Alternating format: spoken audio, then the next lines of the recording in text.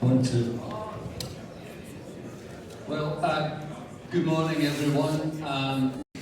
My name is Admiral. I'm a former National Secretary of the ANWU, a former Senator for New South Wales, and now a retired activist determined to find out more about why we are being turned into a vassal state for the USA.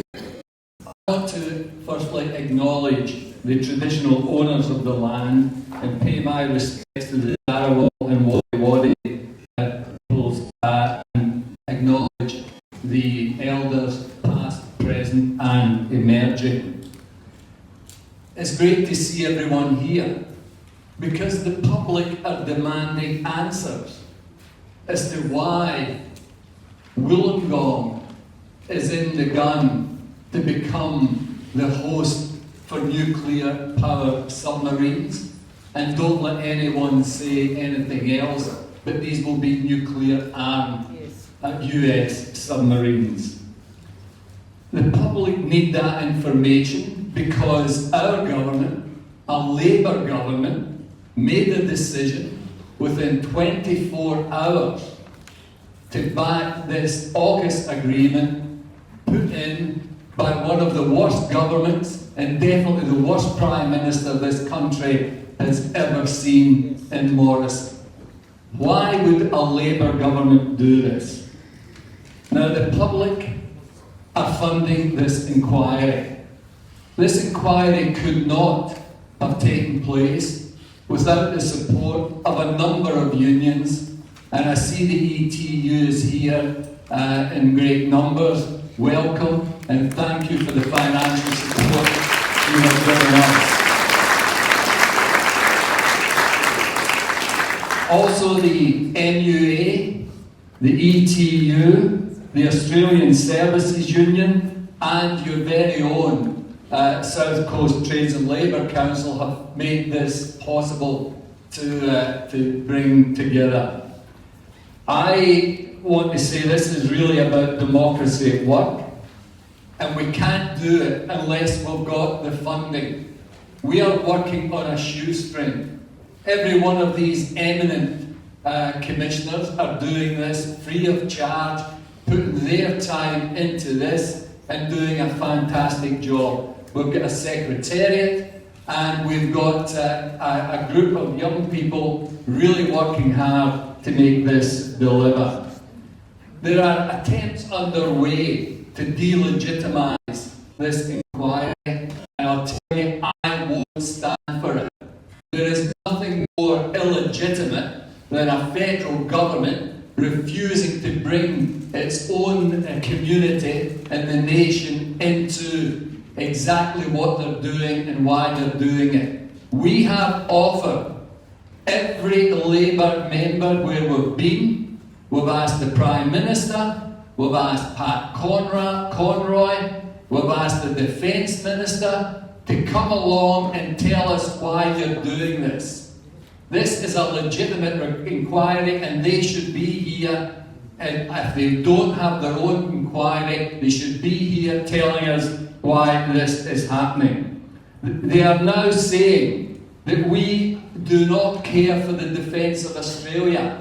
What a ridiculous proposition. This is under the auspices of a group who are determined to make this country safe. The Australian Peace and Security Forum. And if you look at that, it's about security, but it's also about peace. And the Australian Peace and Security Forum have got senior military personnel, retired admirals, major generals, key military people concerned to make sure that we are safe, but we are also pursuing peace. Now we can't keep doing this unless we get some more funding, and I really want to say this, please, if you have not made a contribution, and even if you have made a contribution, please look at going and putting some more funding in if you can. We could do it through Chuffed online. If you just Google Chuffed and AUKUS, you'll find us there. and you can put some funding in. Now, I'll shut up because there are far more important things to be dealing with than me standing up here, but welcome to everyone. This is a great day in Illawarra. It maintains that long and terrific tradition in the Illawarra of people looking for peace, opposing war, and making sure that governments are held to account. That's exactly what you're doing here. Thank you very much.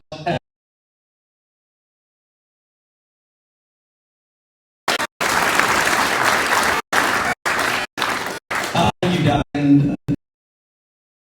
A very warm welcome to everybody who's come.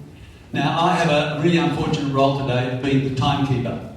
So I want to say well ahead of time that when I ask you to include your remarks, knowing that they are heartfelt, that you worked hard to compose your thoughts and bring them to us, and that all the submissions will be read carefully, and comments considered carefully. We will not be able to get through the activities we have from today unless I say your time starts now. As Doug has pointed out, we have had a number of public hearings in other parts of the country. Western Australia, Fremantle, of course, the Stirling port there are possible, and will, it's certainly going to be a sign. South Australia for Osborne, we've met in Melbourne, yesterday in Newcastle, and the day before in Sydney. In Sydney, and I find myself a little surprised as I say this to you, colleagues. We did hear from two eminent former senior Australian political leaders, former Prime Minister Malcolm Turnbull, a coalition Prime Minister, and former Foreign Minister and Premier of New South Wales, Bob Carr, a Labor Foreign Minister. I strongly urge you to read both of those submissions. Presented to this inquiry by two people who've held high office, who've got strong political convictions to the extent that they stood for different parties, who've served their country, whatever the partisan view may be of them, with a lot of energy and conviction, and who are absolutely crystal clear that the purpose of this public inquiry to examine, understand, ask questions, and hear from potentially the affected public about AUKUS is something which should happen, and not to do it would be a derogation of our responsibility of citizens in a democracy. Having said that, I do want to make one other thing pretty clear, and I'll do it now before I ask Arthur to come and speak. It is true that we haven't received any participation by members of the government. This is my filing system here, it's called my mobile phone. Be careful what you wish for, PG. Look at this, here we go. Let me do it like this, and it will all pop up. Here we are. We haven't received, despite writing letters to both the Prime Minister and the Defence Minister on 2 occasions now, and as Admiral Barrie, one of our commissioners, made the remarks downstairs in the media, we haven't received any representation or presentation from the government to either explain, qualify or justify AUKUS at all. Neither did we hear from Minister Conroy when we were in Newcastle, despite that invitation. However, it is the case that local member Alison Byrne has put out a statement about AUKUS. Some of you may have seen that statement. That statement will be accessible on the website in the form of a submission. I have spoken to her directly. Parliament is sitting. She indicated that she would like to have participated and been here, but she was unable to. And I do want to read 2 or 3 paragraphs of that statement to give those of you who haven't seen it necessary information for making any observations or thoughts you have about Alison's role as a local member. So I'm reading it now verbatim. I welcome further discussion on AUKUS and understand that many people have different views. While the government has no formal role on this inquiry, we've been clear that we welcome factual discussions And then she says some nice things about me, which I won't read. I encourage everyone in the community, particularly those engaging in the process, to ensure the discussion is based on facts. She says we've seen mis- and disinformation circulated on the issue, which only creates unnecessary levels of angst and division. She goes on to say, to assert that plans for a submarine base in Port Kembla are the current plans of the current New South Wales and federal government is factually wrong. She let me finish, and I'm sure speakers will have an opportunity to respond. She makes the observation that in early 2022, before the election of the former Morrison government, that they had announced the selection of 3 proposed locations, which she describes as a political stunt aimed at dividing communities. Upon coming to government, following the Defence Strategic Review in 2023, the Albanese government scrapped Scott Morrison's list of preferred locations to ensure that any process going forward includes proper due diligence, consultation and transparency. She then says the government has been very clear that no decision will be made on an East Coast submarine base until the 2030s. And then says at that time, all possible options for an East Coast base will be considered. No decision has been made. She then makes some remarks about AUKUS more generally, which I won't rehearse here. I'll give you the opportunities if you want to take them to have a look at that statement. Either it will probably be on her website, but it will also be on the inquiry's website.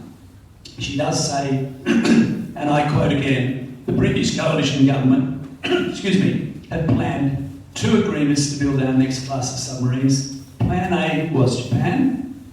Plan B was France. They pulled out of both, damaging our international reputation in the process and leaving us with a potential capability gap. AUKUS is a Plan C and necessary for Australia's national security. The Minister for Defence has been clear that there is no plan. She concludes by saying, I'd like to reiterate that I welcome the discussion but encourage contributors to ensure it's based on fact. Not only does this make for better dialogue, it doesn't mislead or create unnecessary fear in communities. So I haven't read the entire statement onto the record, but I believe I have read enough of it to give you a sense of what the local member has said. I'm not proposing that we hear submissions particularly on the politics of AUKUS, although people are free to bring forward to us whatever they will.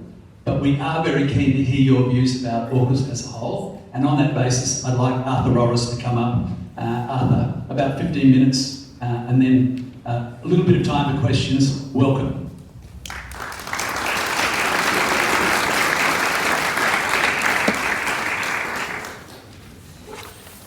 Thanks, Peter, and a welcome to all. Can everyone hear that? Is that on? Okay. Well, Commissioners, we thank you for the opportunity to address the independent public inquiry, and in doing so we acknowledge that we meet on the lands of the Wadi Wadi people, a land that was never ceded. I speak today on behalf of the South Coast Labor Council as the peak trade union organisation representing tens of thousands of workers across the Illawarra who keep our heavy industries, our ports, our hospitals, schools, community sector and other services running every single day. We bear a profound responsibility to protect their livelihoods, their safety and the long-term economic sovereignty and broader health of our region. That is why we stand here in absolute and unyielding opposition to establishing an AUKUS nuclear submarine base at Port Kembla. Our principal demand to the government and our primary recommendation to this inquiry is simple: rule it out. And as an aside there to Alison's statement, in order for us to be factually untrue and spreading disinformation about Port Kembla being a possible site, it is incumbent on the government to make a liar out of me and everyone here and rule it out. Rule it out and tell us once and for all that it is a falsehood and that Port Kembla will not be a base. The fact that 3 years later since the announcements, we still have yet to see that denial, that guarantee tells us that Port Kembla is still in the running and, as I'll allude to in terms of the available evidence, a hot contender. In doing so, and having stated our position here on the South Coast, let me also acknowledge that there are different views around the country and within the union movement on AUKUS. But unlike the federal government, the union movement is prepared to debate and discuss these questions on their merits with the interests of our members and our communities in mind. This inquiry, and it's a credit to you all and everyone who has supported it, is a case in point, and our defence establishment should take note rather than take potshots at those who have been compelled to do the job our government should be doing, which is listening to the people who elected them. So let us be clear, AUKUS is not an abstract geopolitical game for this community. It represents a clear and present threat to our local economy, our safety and our democratic processes. The entire foundational premise of this agreement rests on a deeply flawed, closed-door think tank consensus that treats China solely as an imminent military threat. This defies economic logic. China is our largest trading partner. The idea that they intend to choke off the very sea lanes their own economy depends upon is absurd. The idea that we would consider anything that might compromise Port Kembla, being the nation's steel-making capital, the country's largest car import terminal, and critical East Coast break bulk and future container terminal, brings a new depth of meaning to the term self-harm. The absurdity of the proposition does not end there. Imagine the US 7th Fleet leaving Kembla, headed for the South China Sea, jockeying for position with giant car carriers, pulling into the port with the latest load of Chinese EVs. Or pulling out of the port with a load of metallurgical or coking coal headed back to China, giving the Virginias a race back to Shanghai. Do we really believe these can coexist in our port? But the federal government is sticking to the narrative, locking Australia into a self-fulfilling prophecy of military escalation. And let's be honest about this. Nuclear attack submarines, as has been often stated in this inquiry, are offensive weapons designed for long-range power projection deep in foreign waters. They are not primarily defensive assets built to protect the Australian coastline. Even if we accept the strategic rationale, the delivery plan is an industrial pipe dream. US shipyards are facing systemic multi-year backlogs and cannot meet their own production targets, even after our government kicked the can for another $3 billion. That is, $3 billion to create jobs in America. Thanks for coming. Likewise, the UK defence industrial base is plagued by delays and massive budget overruns. Australia has no domestic civil nuclear industry and no experience in nuclear maritime engineering to seriously speak of. To suggest that we can seamlessly build and maintain highly complex hybrid nuclear fleet on time and budget is simply not credible. We are gambling $368 billion of taxpayer money on a gold-plated technology project that is structurally bound to fail, leaving us with decades-long capability gaps. Worse still, AUKUS represents an unprecedented and possibly irreversible surrender of Australian sovereignty. Even if it materialised, our fleet would remain permanently dependent on Washington for highly enriched uranium fuel, technical assistance, software, engineering oversight. If a future hyper-nationalistic US administration, just for example, pursues unilateral military action in the South China Sea, Australia will have no practical ability to say no. An issue and a question that has been addressed by many far more qualified in the subject than ourselves, I might add. We are hardwiring our defence infrastructure into the US 7th Fleet, effectively turning our territory to a launchpad for foreign military campaigns and placing our young servicemen and women at the mercy of foreign strategic priorities. We have moved from partner to proxy, from ally to accomplice. And we have just witnessed what happens to US proxies when they have US bases on their soil. They become the target, and if the United States is unable or unwilling to defend its proxies from Iran, what are our chances if we get sucked into a futile conflict with a superpower like China? Perhaps this is why the federal defence establishment and the New South Wales government adopted a highly secretive stance on an East Coast base. They shut the doors, they lowered the blinds, and falsely assured us that no decisions would be made until the 2030s. But the truth has a way of coming out. Thanks to a persistent pressure in the New South Wales Parliament and elsewhere, declassified documents that have been dubbed the AUKUS files have stripped away the bureaucratic veil. These files reveal a cynical pivot in the narrative. As the fantasy of a sovereign Australian submarine fleet crumbles, the strategic establishment is preparing us for the next best thing, handing over our deepwater ports directly to the United States Navy. The proposed footprint is not designed for a few Australian subs. It is designed to accommodate a massive foreign naval fleet and over 4,500 visiting international military personnel and contractors. The files explicitly state that the project has factored in the displacement of local residents and businesses. The plan is to transform our steel town into a highly militarised, foreign-controlled enclave, turning Port Kembla, if we were so lucky, into something closer to Okinawa. But will it be a permanent US base or just a rotational force? Thankfully, the Defence Minister, Richard Marles, has spared me and you of another couple of hundred words because he finally admitted what we already had suspected. The base in Stirling, for instance, which has now doubled in size conveniently to over 2,000 American personnel and contractors, will be a base for submarines that will rotate, at least for some time, between dry dock and the deep ocean, it seems. He also admitted that the American nuclear submarines, which may be nuclear armed, we now understand, by the 2030s, the Virginias, would have an enduring presence to be determined by the United States, according to the operational requirements of the United States.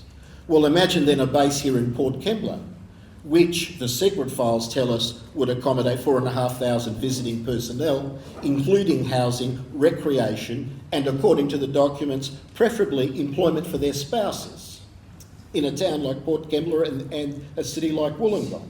But according to Minister Marles, it would still not be a permanent US base. Even if they filled a census form out last night, he would not call it a permanent presence. AUKUS is a deal that has become defined by its own uncertainty. And it seems that the only thing that we can say will definitely happen and be delivered on time is the US base in Stirling next year, with or without Australian personnel and vessels. This is precisely what we predicted would happen on the East Coast as well. The submarines are not the story, they are the cover. So what about the question of jobs? We are told this infrastructure takeover will be a bonanza. We say in respect to our port here in Port Kembla, that is a lie, based on a false and flawed premise. In reality, a nuclear naval base would amount to industrial sabotage against our existing productive and unionised workforce. It's a job killer. Port Kembla is already a highly congested commercial asset supporting up to 14,000 jobs directly and indirectly, with 10,000 of those related to the steel industry and its supply chains. Introducing nuclear maritime exclusion zones would lock down shipping channels and periodically halt commercial vessel movements. Cargo ships carrying raw materials and steel exports would be forced to wait for military clearance, undermining the 24/7 efficiency that the steelworks depends on to survive and thrive. And what is the economic offset? What do we get out of this? The promise that Port Kembla will supply steel for the submarine program. Well, let's do the math quickly. If all 5 of the planned Australian submarines, that is the one they say we'll make here, use local steel, all of them at the highest level of 10,000 per sub, that's roughly 50,000 tonnes over the 30-year program, or about 1,600 tonnes a year. Well, Port Kembla produces 3 million tonnes every year. The entire AUKUS program represents just 5 hours of the steelworks' annual output. 5 hours. That's not an economic lifeline, that's a rounding error. By contrast, just one major renewable program would require 1 million tonnes of steel, according to the numbers from our friends in BlueScope. With AUKUS, we risk crowding out our real industrial future. Curiously, just months after the AUKUS announcement by then Prime Minister Scott Morrison, 200 hectares of surplus industrial land was fast-tracked for commercial rezoning, artificially inflating, we say, its baseline value. Because the Australian Constitution requires federal land acquisitions to be on just terms, taxpayers may be forced to pay a massive premium to corporate landowners. BlueScope estimates that land now has a potential value of $2.8 billion. More importantly, that land and the adjacent outer harbour footprint are desperately needed for sustainable blue-collar employment. New South Wales Port already has advanced plans for a container terminal and a primary assembly staging area for the Illawarra Renewable Energy Zone. It has also consistently stated there is no room in Port Kembla for an AUKUS base. Military fencing, barracks and security compounds are entirely incompatible with the massive land areas required for offshore wind staging. We are in effect being asked to sacrifice a clean energy industrial future just to build a high-cost base for foreign warships. On top of the economic displacement, we're being asked to accept extreme physical health risks. And I won't go further into those because they'll be covered by other speakers, other than to say that this is an unacceptable health and safety risk, which is why the Electrical Trade Union, and I make reference to our friends in the back of the room, has a long-standing position of refusing to work on nuclear military assets, a position the South Coast Labor Council fully endorses.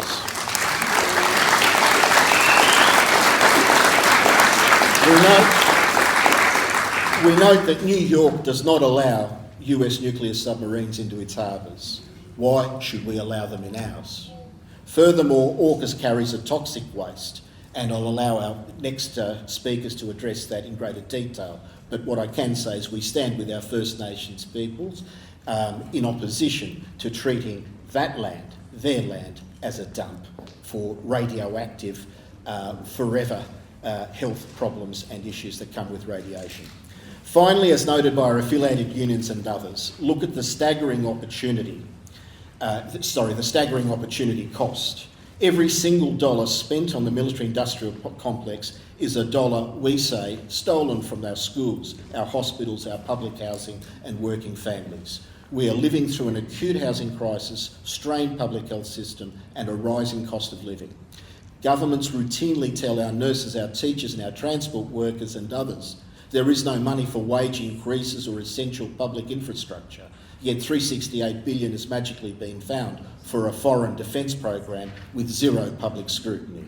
If even a fraction of that wealth were reinvested, we could fully fund transition of our steel industry to a zero-emissions green steel, fully fund our universities and build thousands of energy-efficient public homes. True security is not achieved by placing a nuclear target in our deep-water harbours or tying our foreign policy to an unpredictable ally.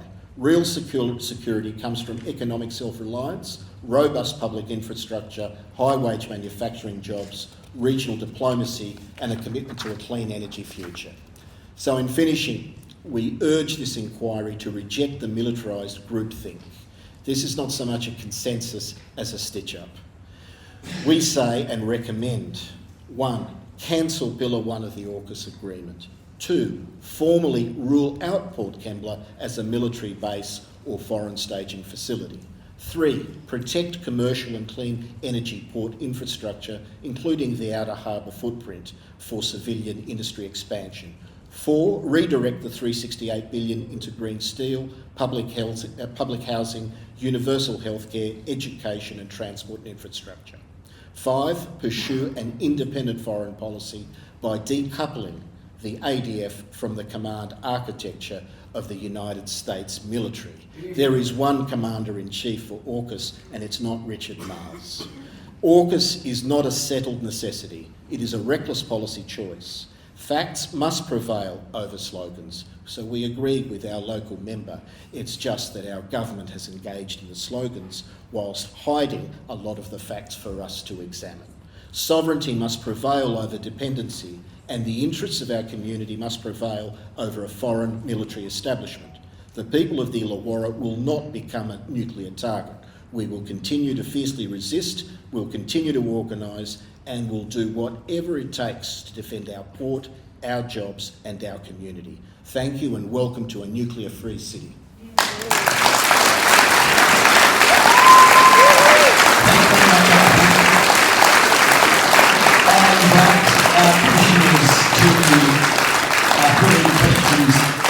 Otherwise they may have to you. And Karina, I might go to you first, particularly important because of your participation on this panel. First Nations person here is very important to this commission. And I'll hand this over. Thank you, Peter, and thank you, Arthur, for your presentation this morning.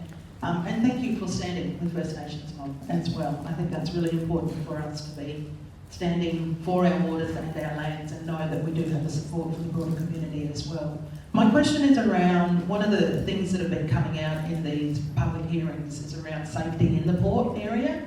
And so we're wanting to know, I'd like to know whether we've been hearing or you've had any conversations around those risks. You mentioned health and the safety risk to the community. Are there any conversations that you were involved in to, if there was ever a disaster or some concern, are there plans to have some response to any of these disasters that might occur in the port region, in the Kambla region? Well, in short, there have been no consultations on this matter that I'm aware of. There is a ports committee and there are various committees dealing with health and safety. As far as we know, this is an area that has not been traversed on the basis that New South Wales Ports has made it pretty clear there's no room for this base, unless, of course, anchor tenants leave, or there is a new breakwater built closer to the CBD again. So the real question is, our hospitals are not equipped for this, a radiation type disaster.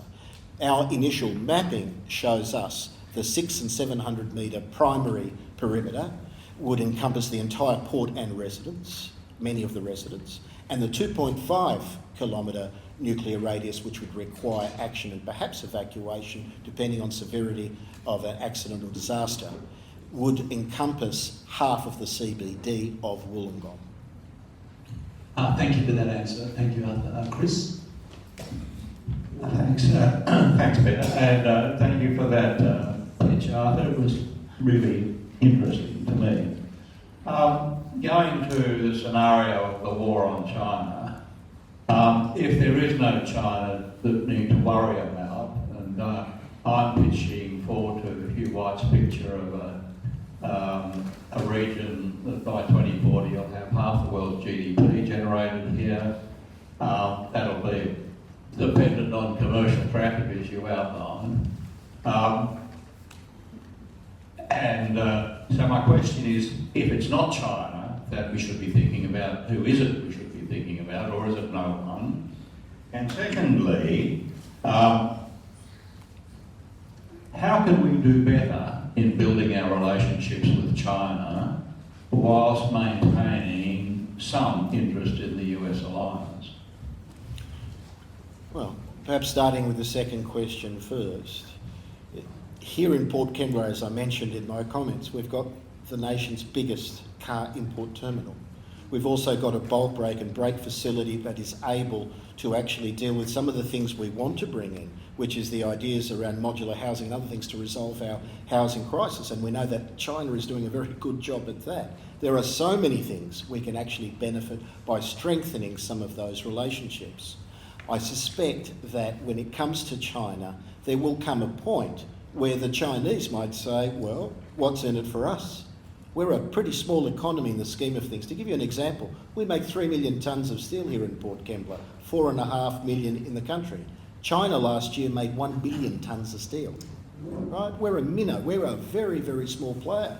We're in the fortunate position that they actually need a lot of our resources, and we should actually leverage off that to build more constructive relationships. The real question, and I note the government as well has said that there is no imminent threat of invasion. They've said that.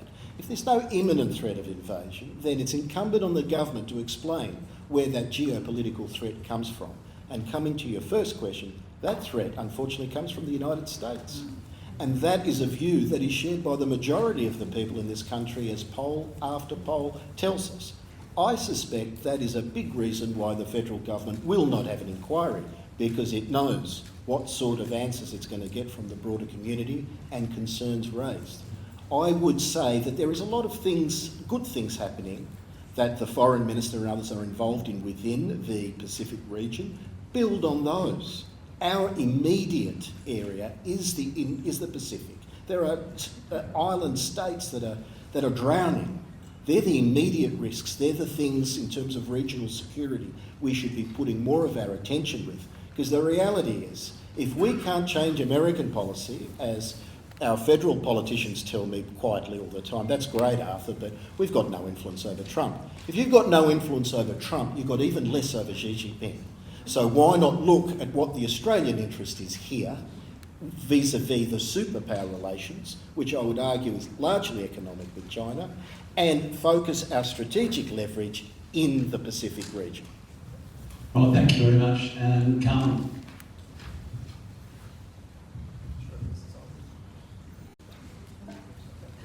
Turn it on first. Thanks very much for the presentation, and I'm very impressed by the range of issues that you covered. But one of the things that struck me, because I don't think this is actually transmitting, I think one of the things that struck me was your suggestion that there is debate within the union movement, as there is within the wider community, about whether or not AUKUS is a good deal for Australia. And clearly the arguments that you put forward are ones that your members have heard and others have heard. And I'm just curious to know what sort of response you've been getting to your arguments from people who are, if you like, in principle supportive of the government and the government's position.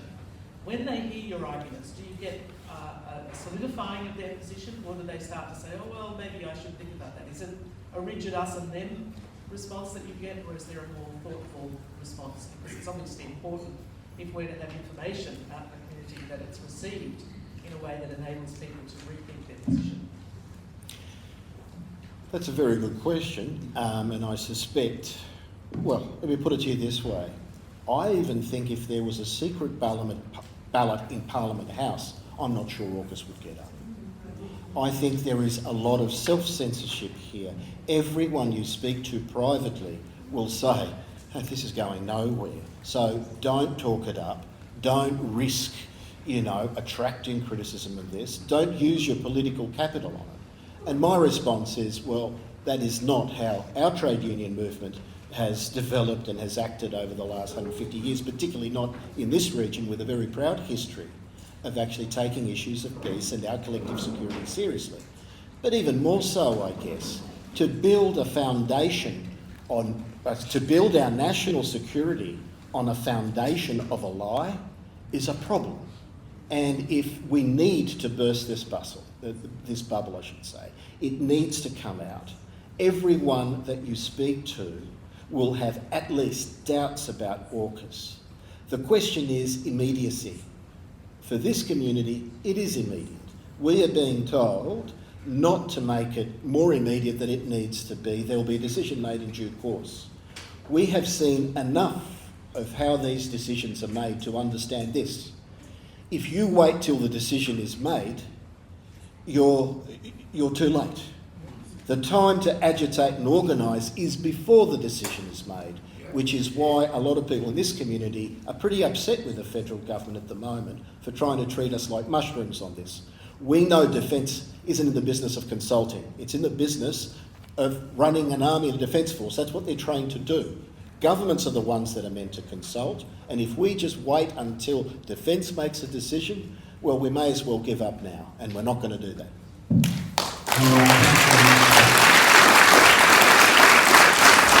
So thank you very much for that presentation, Karina. I'm going to keep us moving now and ask for our next speaker to come, Malika Rees. We've got a couple of previous citizens of the year speaking to us here, which is terrific and very welcome. And a reminder, about 15 minutes leave if we can. Please come and take a seat. And another reminder from me to get as close to that microphone as you possibly can, because then everyone will be able to hear. Welcome. Thank you. I'll be brief because I know that you've got a lot of people to hear from today. So, yeah, my name's Malika. I was Citizen of the Year, Advocate for Women and Children, and maybe if I bring the mic down to me, but that's okay, I'll sit up. And I live in Port Kembla, so this is all very personal to me. I'm a peace advocate, and I think that AUKUS makes us less safe, not more safe. I mean, Port Kembla is the government's preferred site for the East Coast submarine base. Their own documents admit that hosting nuclear reactors there would make us a target, not protect us. What? This has already been said again? And then there's the cost. We're talking $368 billion. And the defence itself has refused to stand behind that figure in Parliament for submarines that aren't guaranteed to arrive on a deal signed by a government that's gone without a vote or a proper inquiry. Every one of those billions is a billion not spent on housing, health or climate resilience, the things that actually keep communities safe. I'm very big on community. Peace isn't passive. It takes courage to ask hard questions about this deal, especially a deal this size. And that's what I'm asking for, a proper review before anything goes any further. Now, AUKUS was signed in the final days of the Morrison government, without a parliamentary vote, without a review, without public consultation. The UK Parliament has since run a full inquiry and raised serious criticisms. Australia's delivery depends entirely on US and UK industrial decisions that we don't control. A deal this size, this binding, for this long, 30 years, deserves at least the scrutiny that the UK gave to it, and we have given none. Now, Port Kembla is the preferred site for the East Coast submarine base, and the government's own documents admit the risk. Residents are likely to see the base as a source of danger because of onboard nuclear reactors and because the base itself becomes a military target in any conflict. Also, I don't know if we're talking about the social problems, because when we have a military base, especially US military base, the incidences of assault, both sexual and fights, goes up. So, for the women and the children of our area, I also would not like to see 4,000 rotating servicemen coming here who aren't connected to the community and who don't care about our well-being. But this also, having in Port Kembla, collides head-on with the town's identity and economy. We know that there isn't room for both the submarine base and the steelworks that the region is actually built on. Our steelworks, it's Port Kembla Steelworks, that's what it's known for. This isn't a submarine base in the abstract. It is my harbour. It is where I walk on the breakwall and look at the seals. It's our home. And the government's own paperwork says it would make us a target. We did not sign up for that. And of course, the fact that the AUKUS has ballooned by $50 billion, I think, it was originally said 368. In 2023, the Australian Submarine Agency gave Parliament a 178-page briefing that left out the $368 billion figure, saying that costs depend on a range of complex variables. Delivery is not guaranteed. I mean, what a deal that SmugMo got us into.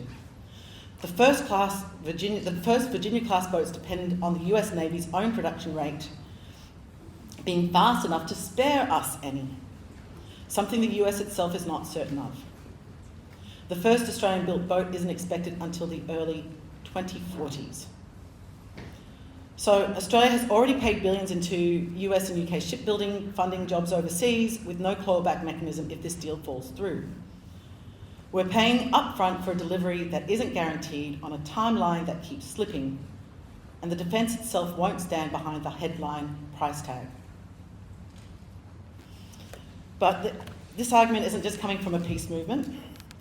Liberal MP Malcolm Turnbull himself has said that AUKUS represents a massive sacrifice of Australian sovereignty, because virtually everything we know about the deal's progress comes from US congressional testimony, not from our own Parliament. And the US is in a bloody mess. I wouldn't trust any of them. So this isn't a fringe view.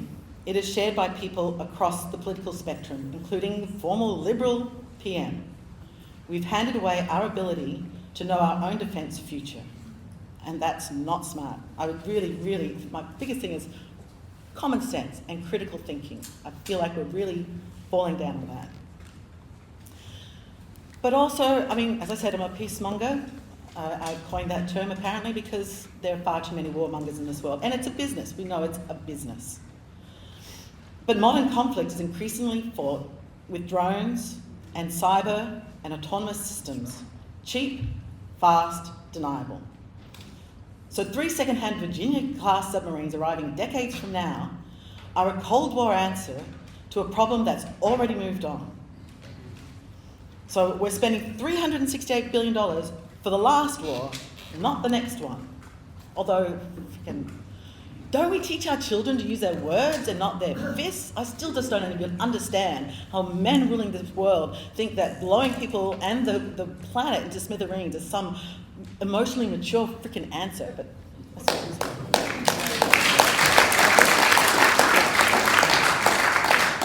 I'm sure we're going to level up and grow up at some stage. Okay, so that's kind of, I guess, all I wanted to say. Security isn't just submarines. A community that's a target isn't more secure, it's less. And a fleet that might not arrive to 2040 doesn't help with any threat that's real today. And also, as I say, the thought of having 4,000 American servicemen coming in that are not really part of our community and not, caring for our community. Port Kembla is a really strong, caring community. We really look after each other. I mean, with Jenny Briscoe and our community project and everything, the tender that's going on there, it's actually like one of the most community-focused suburbs that I've ever been privileged to live in. Thank you very much, Amanda, for coming and listening. I'll now see if we have some questions, and Carmen. Thanks very much. And if you wouldn't mind expanding on any research you might have done on the impact on places where they have had permanent bases stationed around the world. You mentioned Okinawa, Guam, and there are others. And the experience particularly of women, but also the people generally, to assault, sexual violence and social disruption. It is certainly within our remit because we're asked to examine the whole question of security and define it obviously quite broadly. I don't have the exact figures with me, I apologise, but I know from that the figures of sexual assault and violence go up wherever there's an American military base. I apologise for not having... That's okay. Yeah. Thank you for that. Chris?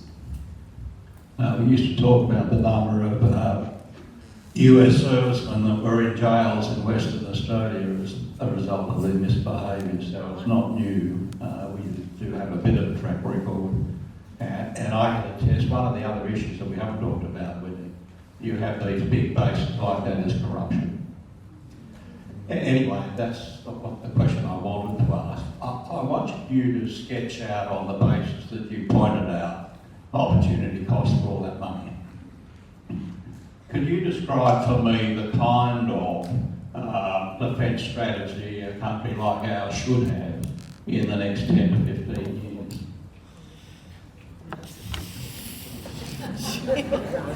In about 2 minutes. In about 2 minutes. You don't have to tell me about tanks and aeroplanes, but just ideas. That's what I And again, it does my head in that we are still talking about war in this day and age. I mean, can we go back to the art of war? The Chinese knew that the best way to deal with war is to not engage in war.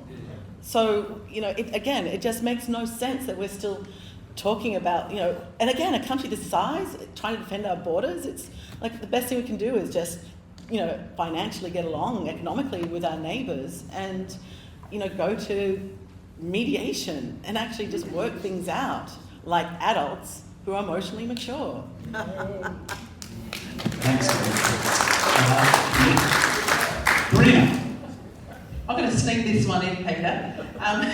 Thank you for the presentation. Really quickly, one of the common messages that we're hearing as commissioners is around education and how schools are being influenced of, you know, STEM through STEM programs and influencing within the universities as well. Are we hearing things around this region here of how schools are being sort of lent in that direction or guided in the direction of this AUKUS agreement or AUKUS itself? I don't know if Jess Whitaker is going to be speaking later, but I did see a post that they came along to Port Kembla Primary School kind of selling the, hey, it's a great, you know, kids are easy to be indoctrinated into, you know. So again, the corruption that you talk about, who's, you know, leading the discussion, and are they being critical thinkers, and are they using common sense? You know, I heard Arthur as well say something like, we don't have the know-how to deal with this whole nuclear submarine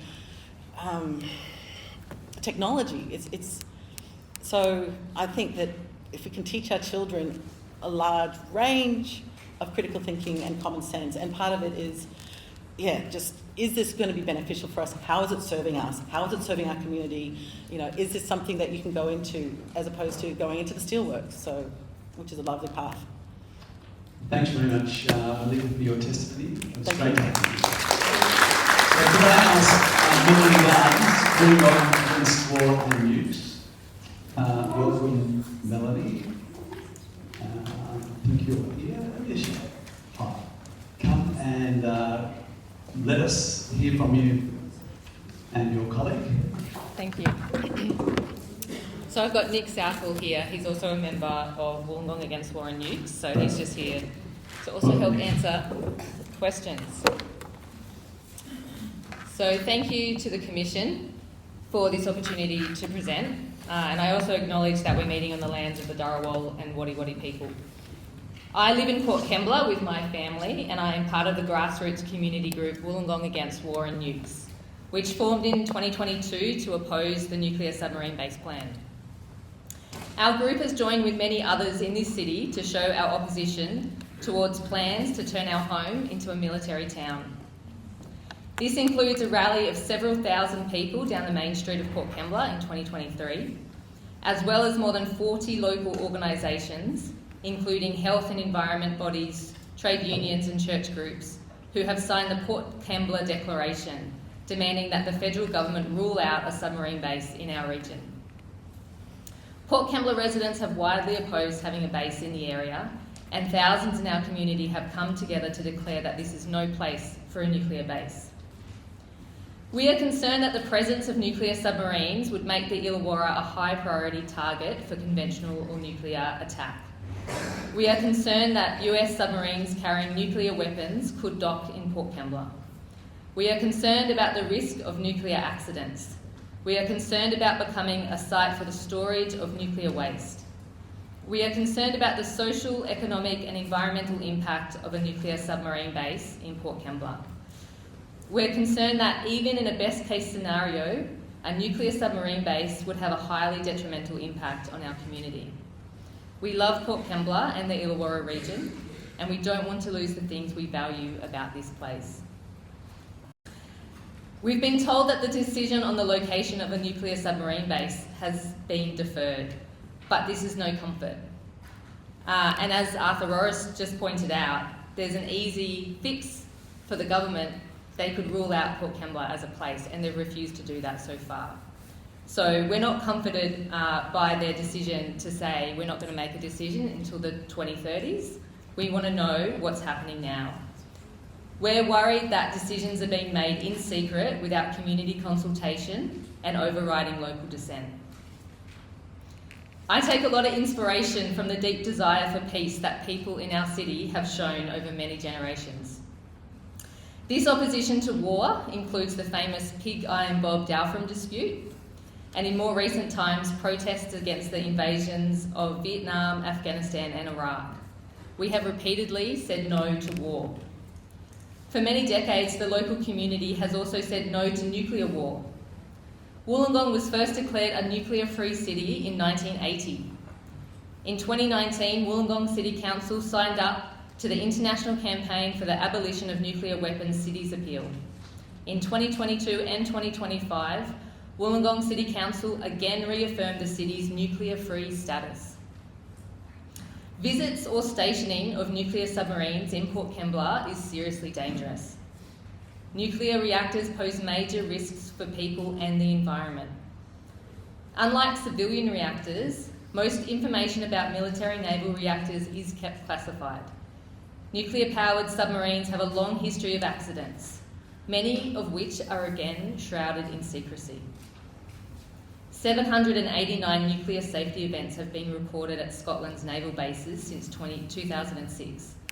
And the UK Ministry of Defence has acknowledged that many incidents had actual or high potential for radioactive release to the environment, but have refused to say what actually happened in any of the incidents or when they occurred, raising concerns about whether we would be informed if similar incidents occurred in Port Kembla. Even if the probability of an accident is low, the level of consequence of a nuclear submarine accident is extremely high, given that submarines' nuclear reactors are fueled by weapons-grade, highly enriched uranium. The release of secret documents obtained under Freedom of Information legislation in May this year demonstrates that planning is being hidden from the public and the risks are being hidden from the communities affected. These secret New South Wales government planning documents have considered what should happen in case of an accident or explosion on one of the submarines. Australia's Nuclear Safety Agency assessed that an accident at a submarine base here would require evacuating most residential streets in Port Kembla. Port Kembla School, the school that my two children attend, would be in the immediate evacuation zone. Our community has never been properly informed of or consulted about this risk. It's unclear how large the real evacuation zone would be if an accident or an attack on the base occurred, or for how long the port or the city, its land, water and air could remain contaminated. Our community knows all about living with a legacy of toxic waste. We're already working hard to heal ourselves and the lands and water we live on. We will not let this place become a dumping ground again. Last year, defence officials told the Australian Senate that US submarines carrying nuclear weapons could dock at Australian submarine bases, and the Australian government and people would not know. We believe that we have a right to know, and we reject any presence of nuclear weapons in Australia. Visits on a continuous or semi-permanent basis of foreign nuclear-armed submarines add a much greater threat to Port Kembla, the Illawarra region and beyond. If these submarines required deep maintenance, they could be stuck in port for long periods of time, and this could involve long-term stationing of nuclear weapons in Port Kembla.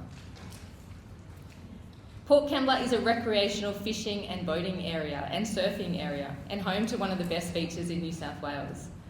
The proposed submarine and Navy base would be a high security installation, permanently stationing US military forces and personnel in our city.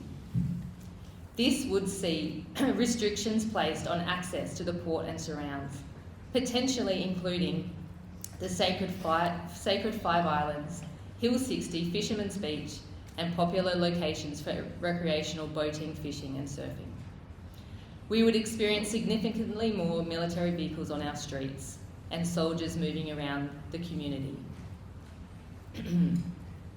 As Malika just mentioned, we're also concerned about the proposal to host up to 4,000 US military personnel year-round in the Illawarra is a risk of violence and sexual violence to our community. Our group was visited earlier this year by a delegation from Okinawa who have been campaigning for decades against US bases in their area. And they spoke to us as one of the main concerns that they have is sexual violence. And they've experienced decades of cases of sexual violence against women and girls in their communities. And it's very hard to get justice from US military personnel when attacks occur because of the military justice system. Secrecy is what got us into this mess. The AUKUS agreement was negotiated in secret without any scrutiny from the public or the Parliament, and the site selection process for the East Coast nuclear subspace has also been kept secret and continues to be shrouded in secrecy. The question that your inquiry is asking is, will AUKUS keep us safe? And our answer is no. Regardless of whether an East Coast base ever gets built here, and I hope it won't, the more insidious project of AUKUS is the increasing militarisation of our country. Both major parties have a goal to position Australia as one of the top 10 global weapons producers. And our town is being drawn into the supply chain of the war industry. For example, Bisalloy Steel in Wollongong has recently signed a contract to supply steel to the US for their nuclear submarines.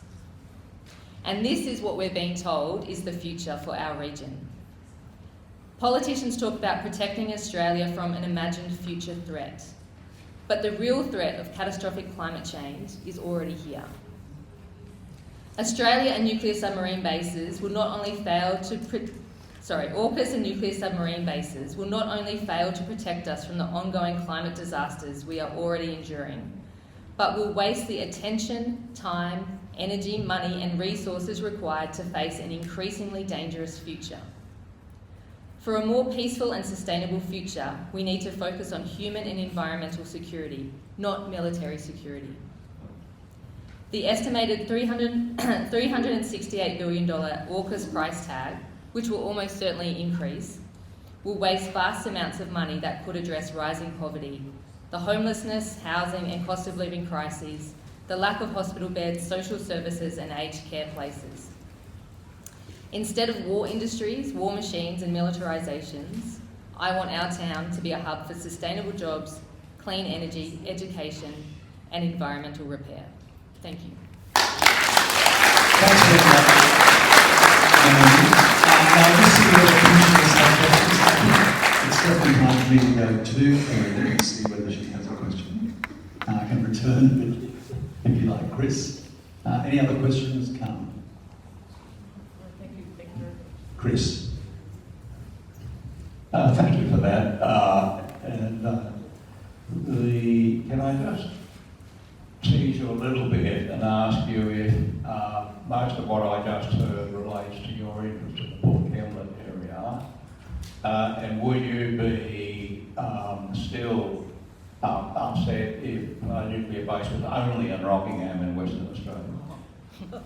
Look, our slogan is no place for a nuclear base, not here, not anywhere.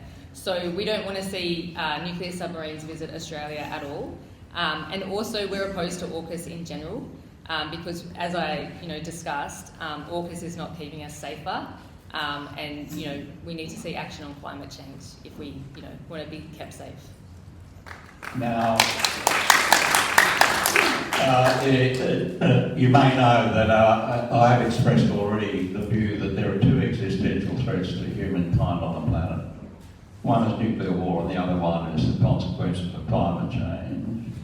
Right now we argue that, or I've argued rather, that climate change is an existential threat that we are not addressing properly, and you've already told us we could take some of that AUKUS money and do something about that. The problem you now might be thinking about when it comes to nuclear war is, first of all, that most of the agreements between the nuclear weapon states are collapsing, and most nuclear weapon states are now building even more nuclear weapons. And so the kind of world that we're facing is changing underneath our feet with a disregard for the structures that were in place. And it also happens to be that the only countries that operate nuclear-powered submarines are nuclear weapons states. And if you ask yourself why this is so, the answer is, when you look at the characteristics of nuclear-powered submarines, they're very well equipped for having ballistic missiles fitted to them to be a part of a deterrent force. And attack-class submarines that are nuclear-powered are specially designed to find and track and potentially kill ballistic missile submarines. So I'm painting a picture that says that's a particular unique role for nuclear-powered submarines. Most other roles I tell you about can be done by conventional submarines. Would you be opposed to a conventional submarine force? Look, I think the world, the picture you just painted of the world is very bleak, but I think that the world is one that we create, and we're creating all the time. So we, are campaigning against all wars, and we're campaigning for a peaceful future. So when you say that these, international agreements are breaking down, you have to think about, whose interests does that serve? And I don't think war serves our interests. My interests, my family. The Teachers Federation often say all wars are fought against children, and I think that that's very important to always remember.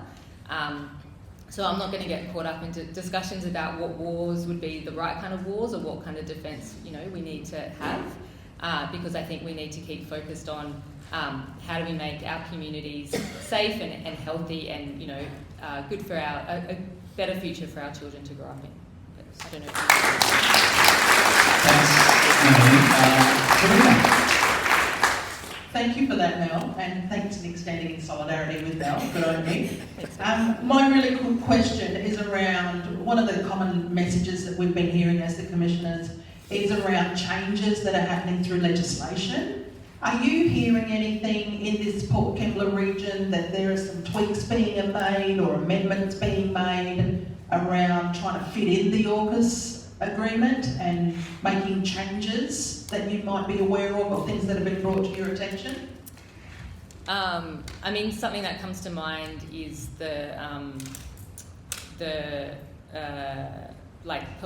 funding for a police force to guard against AUKUS. So when people protest against AUKUS, to monitor and I guess arrest people who are protesting against AUKUS. I don't know. So perhaps I can help you with that Yeah. answer.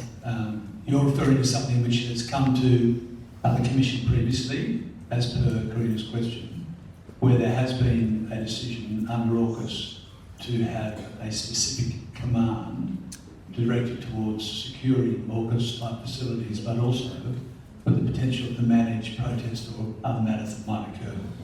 That's happening at the federal level. We're particularly interested in where there may be legislation that is overridden at the state or local level, as per Karina's question. And there may be some other information that comes forward on that. So just one final quick question. I know I may have missed it, and it might be in the sub, so apologies if I have. Where is the figure of 4,000 servicemen actually coming from? Yeah. Just for clarity purposes. No, that comes from the secret documents that were released. So that was the former New South Wales state government who were doing some planning around Port Kembla as a site for a nuclear submarine base. And so under Freedom of Information request earlier this year, those documents were released, and that's where that figure comes from. Okay, thank you. And I think we've just had some documents tendered for the Commission to consider as well. So thank you very much for that information, and thank you very much for coming. Rowan Hazel is in the building, and Rowan will be coming up to make his presentation. And while Rowan's coming up, just a quick reminder, apart from time, it's me asking everybody to be mindful of their time, but also to remember that the Commission has terms of reference. And that might explain some of the questions that we're asking. We have to consider the terms of reference that have been established. You can have a look. I can run through them a bit later on if people would like. And it's given those terms of reference include things like, is there a plan B? And if so, what would it be? Opportunity cost, relations with other states, and other matters. Sometimes we ask those questions to people, even if their presentation actually hasn't included that. Now, let's move on as quickly as we can. Rowan, welcome. Thank you. Can you hear me, folks? Okay. I'm an electrical engineer, and I've lived in Wollongong since '95 with my family. And I'm speaking for myself. The argument advanced by proponents of AUKUS seems to go like this. Step A, China is building up its military strength.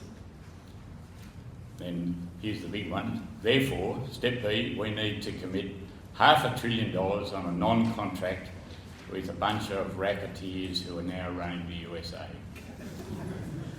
Between step A and step B, there's a huge number of missing logical steps that represent an appalling failure of the government in its duty to apply due diligence.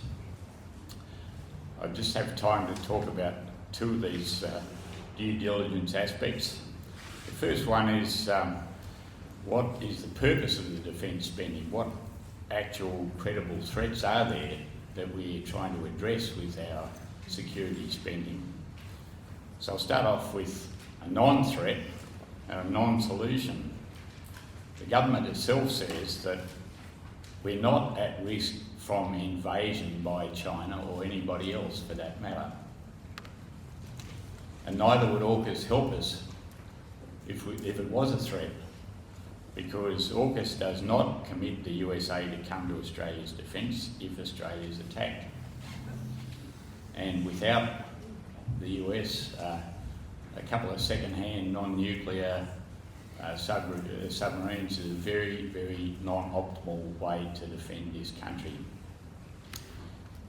So now we move on to some real credible threats, starting with one that the Richard Marles himself identified: strategic vulnerability to maritime trade, especially imported liquid fuels. Does that sound familiar? This one's actually happened and it's happening now.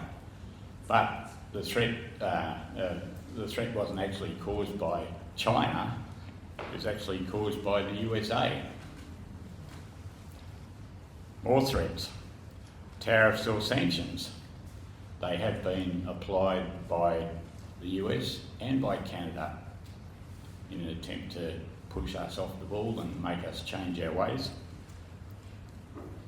Here's another one: foreign government-backed companies ripping off our export gas. Again, who's the main perpetrator of this threat? Cyber attacks, epidemics, disinformation pressures on Australian democratic institutions, disruption caused by climate change. These are all things that are happening. They're real threats. And AUKUS doesn't help us with any of them. And actually, our AUKUS buddies are exacerbating several of these threats. The second due diligence aspect is about the wisdom of a decision to unconditionally align with the USA. So at this point, AUKUS proponents might say, yeah, but this is all about regional security. And yes, China is behaving aggressively in the South China Sea. But that in itself is an insufficient argument for unconditional alignment with the USA. By making ourselves into a giant US military base, we're aligning ourselves unconditionally with any US military decisions in the region. And as Saudi Arabia, Kuwait and Iraq have found, unconditional alignment with US foreign policy is unwise these days. These countries have found themselves to be accessories to war crimes and breaches of international law. They've found themselves to be military targets, their economies have been disrupted and their region has been destabilised. And our government's watching this. There's a real live example being played out right in front of us. They're watching what's happened with US behaviour towards NATO and the Ukraine. Our government's saying, yeah, great, bring on those US strategists to work their magic in our region. Bring back the good old days of Vietnam, Cambodia and Laos. So it's not logical to say we have to align with the USA because China is worse. We don't have to align unconditionally with either. Canadian Prime Minister Mark Carney has articulated an approach whereby democratic countries form connections to defend their common values and rights against bullying by great powers. We should follow this advice. It's the best practical and moral course of action. Thanks for letting me speak today. Thanks very much, Ryan, for your considered comments to us today, and I'll just see whether any of the commissioners would like to get further insights or ask any questions as we go forward. Chris? Sorry, I can't let you go free of charge. So I take it in summary, you're in favour of a much more independent posture in this region without tugging a forelock to the United States or to China. Yes, I am, and that approach has been articulated by a few people, including Carney, but a few Australian commentators as well.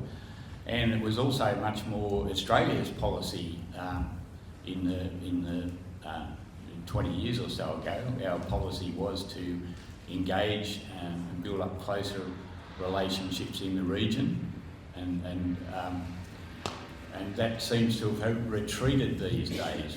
We're retreating back to unconditional alignment with the USA and even reconnection with the good old British Empire of the old days.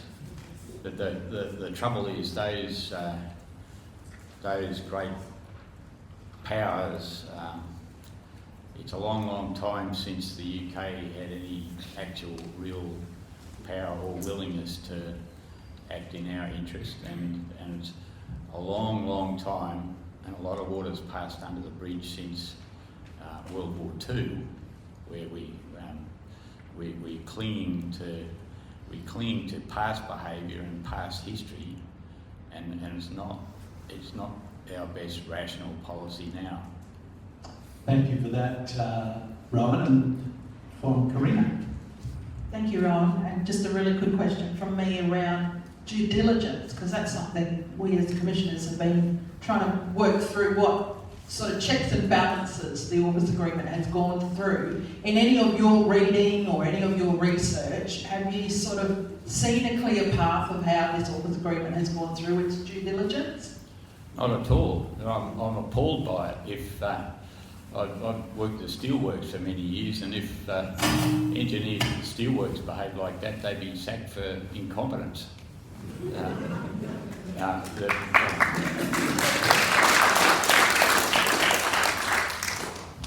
Thanks very much for that, Rowan. Can everybody thank Rowan for that presentation? And I might suggest, before we call the next speaker, that we get up and stretch our legs for 5 minutes. If people need to duck out to the bathroom, now's the time to do it, and we will be back in 5 minutes' time. Thank you.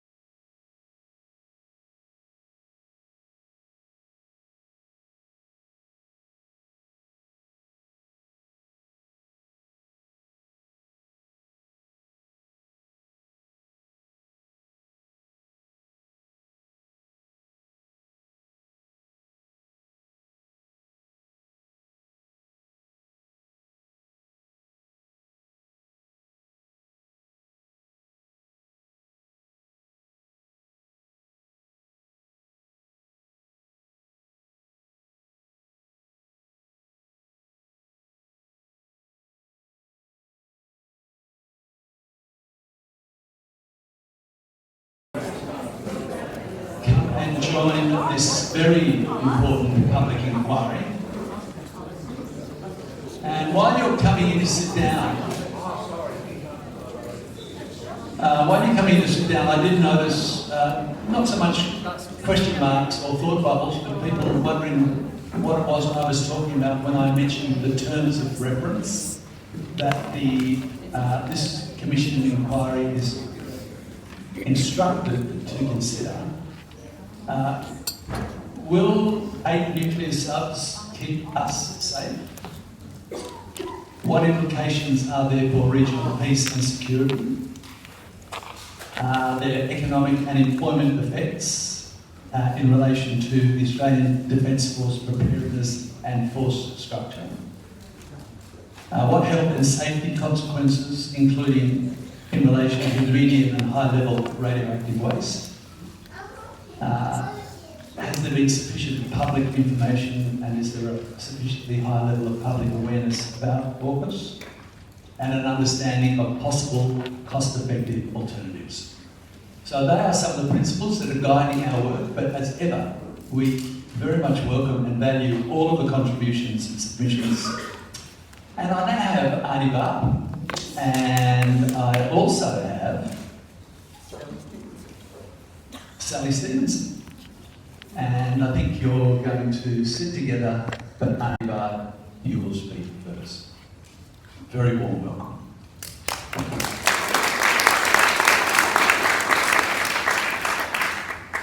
Thank you very much. I'm Auntie Barb Nicholson, body just one. Yeah. Sorry. Saltwater. Okay, thank you. Saltwater 5 Islands Dreaming. Yeah, I think it's very close. Sorry. Maybe around there. How's that? We definitely want to be able to hear. We'll get the microphone ready. How's that? A bit closer, I reckon, and then we've got you. Is that better? That's better. Thank you. Okay, thank you. So, will I start all over again? I'm Auntie Barb Nicholson, Waddy Wollongong, 5 Islands, Saltwater 5 Islands Dreaming. Okay, I've been around a long time and I just want to acknowledge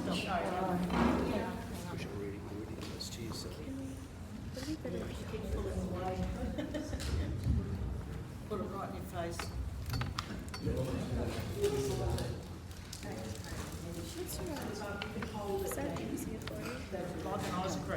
And I just want to acknowledge the sacred land that we live on. It's Waddy land, always was, always will be Waddy land.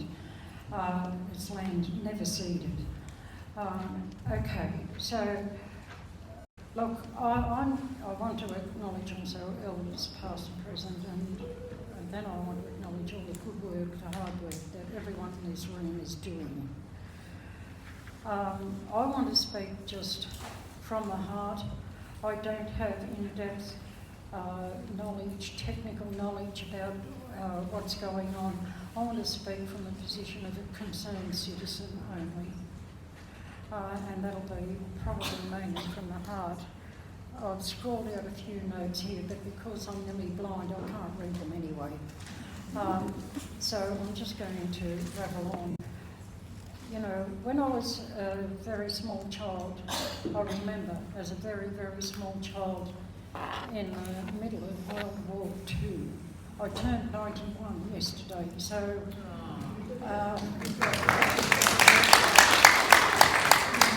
spent a lifetime raising kids and being an activist, and it causes all this business with AUKUS and the proposal to put a nuclear sub-base in Port Canberra distresses me no end. I remember as a small child in the middle of World War II, and my stepfather and all of other Aboriginal men were living on Yankunytjatjara, which was at the time, which was then known as the official camp. And most of the men there worked on the waterside, and they come home all abuzz. I'm only a small child and I remember it. They're all abuzz about the mini-subs that were in Port Canberra Harbour. I'm not sure at the timeline and how it worked out, but we moved off there for a little while and we were down at Windang.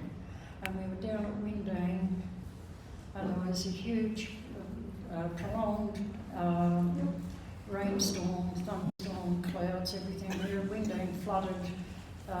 It was pretty heavy, grey skies every day. I think it went on for a number of weeks. And in that period of time, there was an American oil tanker went aground on Bass Point. And the stick that we got, the public got, was the bad weather that had caused it to go aground. But of course, when the weather cleared and the stern is sticking up out of the rocks, you could see a hole in the rudder you could drive a 10-ton truck through. So we know it was a torpedo, and that eventually that did come out. That history did come out. So the fact that you've got many subs in Port Kembla Harbour, the fact that you've got an American oil tanker being torpedoed off our shores is evidence enough that this area is a prime target for enemy attack. And that can only be exacerbated if there's, with the installation of a nuclear base here and the operation of subs.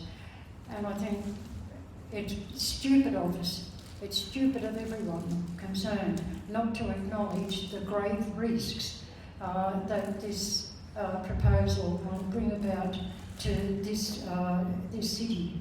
Not just Port Kembla, but this whole city. A nuclear thing is not going to isolate itself in the harbour. It's going, any action is going to spread far and wide across the city.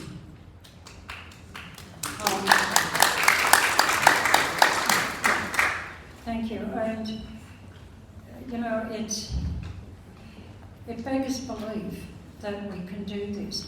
But I have a few other questions I want to ask, not at this room, but put forward for this room to consider. I'm very much concerned about, I haven't heard anything from the Environment Protection Authority about any studies they might have done of overseas installations, nuclear installations, and impacts that might have happened over there. I haven't heard anything. I hope there is some studies done, and if there isn't, why isn't there? And let's put pressure on that to happen so that we can get a picture of the likely impacts on environmental issues, which includes everything in the marine environment. I think with the marine environment, particularly in relation here, I want people to take into consideration that the 5 islands are an integral part of the dreaming story of Wadi people, and that need protection. All of those islands, some years back in the early 1990s or mid-1990s when we had our native title claim going, we were approached to give consent to put marine environmental protections on the Big Island, on Honeycomb and the Big Island, and those little installations are still there, like permanent cameras that can monitor wildlife like seals, fairy penguins, gannets, other sorts of marine life. And all of those islands were then placed on a protection for marine life, and that was supposed to be permanent. I'm asking questions. What do nuclear emissions, operational emissions, like when you switch the ignition on the submarines, what are the emissions from that, and where do they go, and what impact do they have? You know, and this isn't going to just be the marine. This is all populations, marine, air, and land populations. Have got to be included in that environmental impact, and I want to know what we can do, what has been done. Can we get safeguards in place? Can we put pressure? I really think the EPA has, because there's been nothing heard in my book, I'm assuming the EPA has done sweet bugger all, and I want to know what they will do. and how effective, and can we have some oversight on that and get that happening? There's so much that can go wrong. Can you imagine? I'm trying to think of something good, and the only thing I can think of that might be good if the marine base does go in there is it might drive the yuppies out of Port Kembla.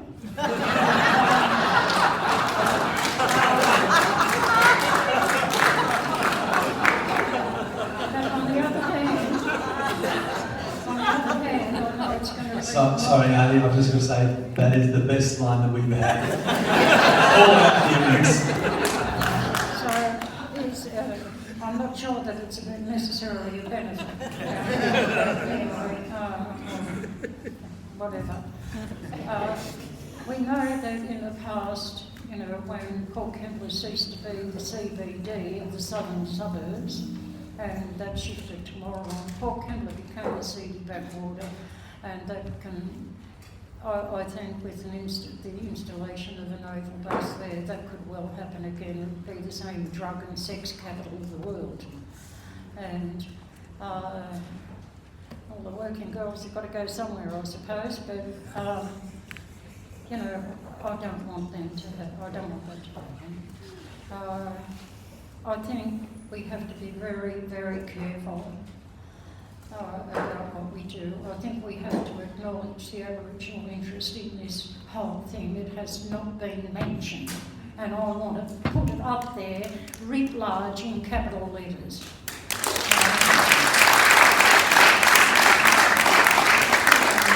I really don't have too much more to say. I've got 3 pages of crap written out here, and so I'm going to leave it at that, and thank you very much for your time.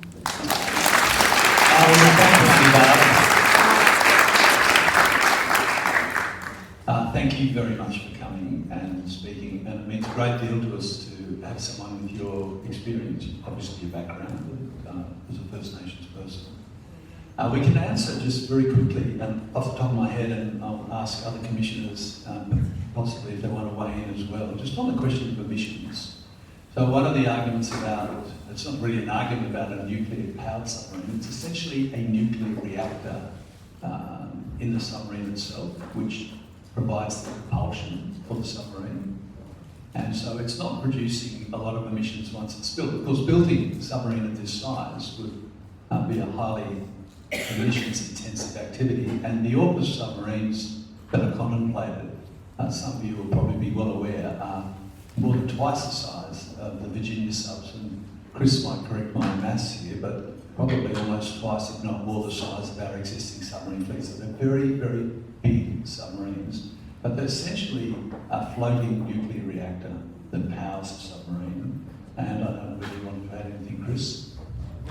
Yeah, I think all I can add to that, because I think your interest is in around the sea country and the environmental effects and those kinds of issues. The only emissions that the environment experiences short of an accident of any sort is heat. So the nuclear reactor in one of these submarines is like a big boiler, and it makes steam effectively to drive the motors or create the electricity that drive the motors in the submarine.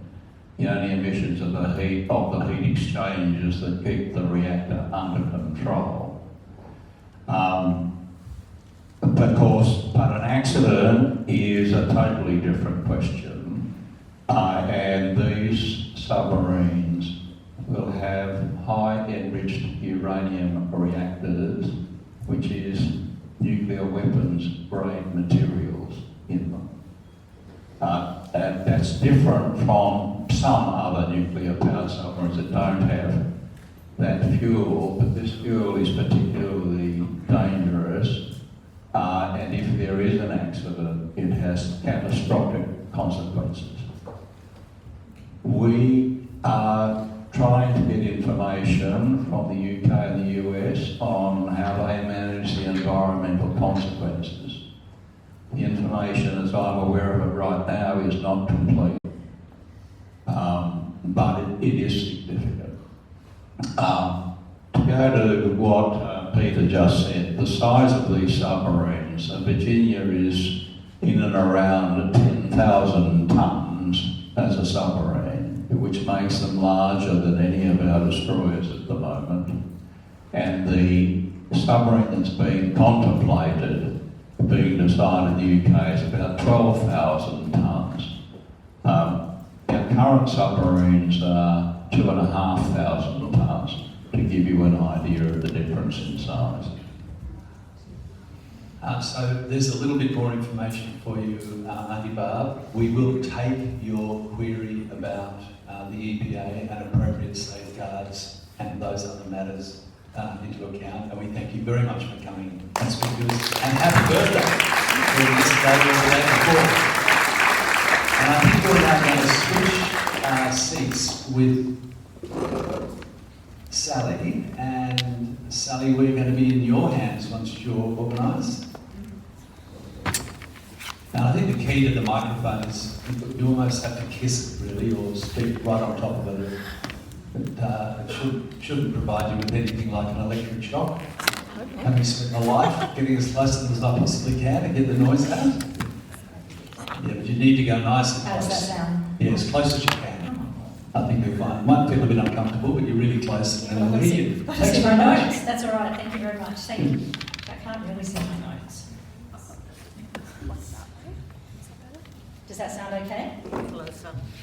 Does that sound okay? All right. Thank you. That's all right. If you can get there, but thank you. Yeah. Well, thank you very much for giving me some time. I would like to acknowledge that I'm speaking on the land of the Wadi people. Always was, always will be, was never ceded, and pay my respects to elders past and very present. Very quickly, by way of background, because it's relevant to what I'm about to say, I was the Executive Director of the Illawarra Women's Health Centre for 12 years until June this year. And in that role, I spent a significant amount of time developing frontline responses to domestic, family and sexual violence perpetrated on women and advocating for structural and systems change to prevent it. I successfully led the campaign to establish Australia's first Women's Trauma Recovery Centre. And now I work for PANSMA, the Palestinian Australian New Zealand Medical Association, which in 2025 was the largest supplier of surgeons and clinical specialists into Gaza.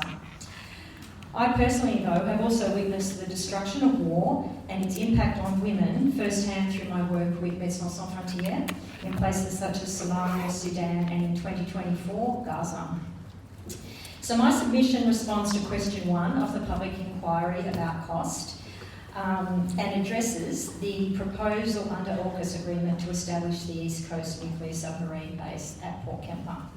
However, my argument extends to the overall impact that AUKUS, including the inevitable growth of US bases and military personnel on Australian land, will have on Australian women. I will focus on the one specific and well-documented risk that I don't think has received sufficient public attention, although it has been raised by Malika Mill and Auntie Barb here today, and that's the inevitable elevated risk of sexual violence against women and girls associated with the presence of a large transient population of foreign and Australian military personnel on a local base.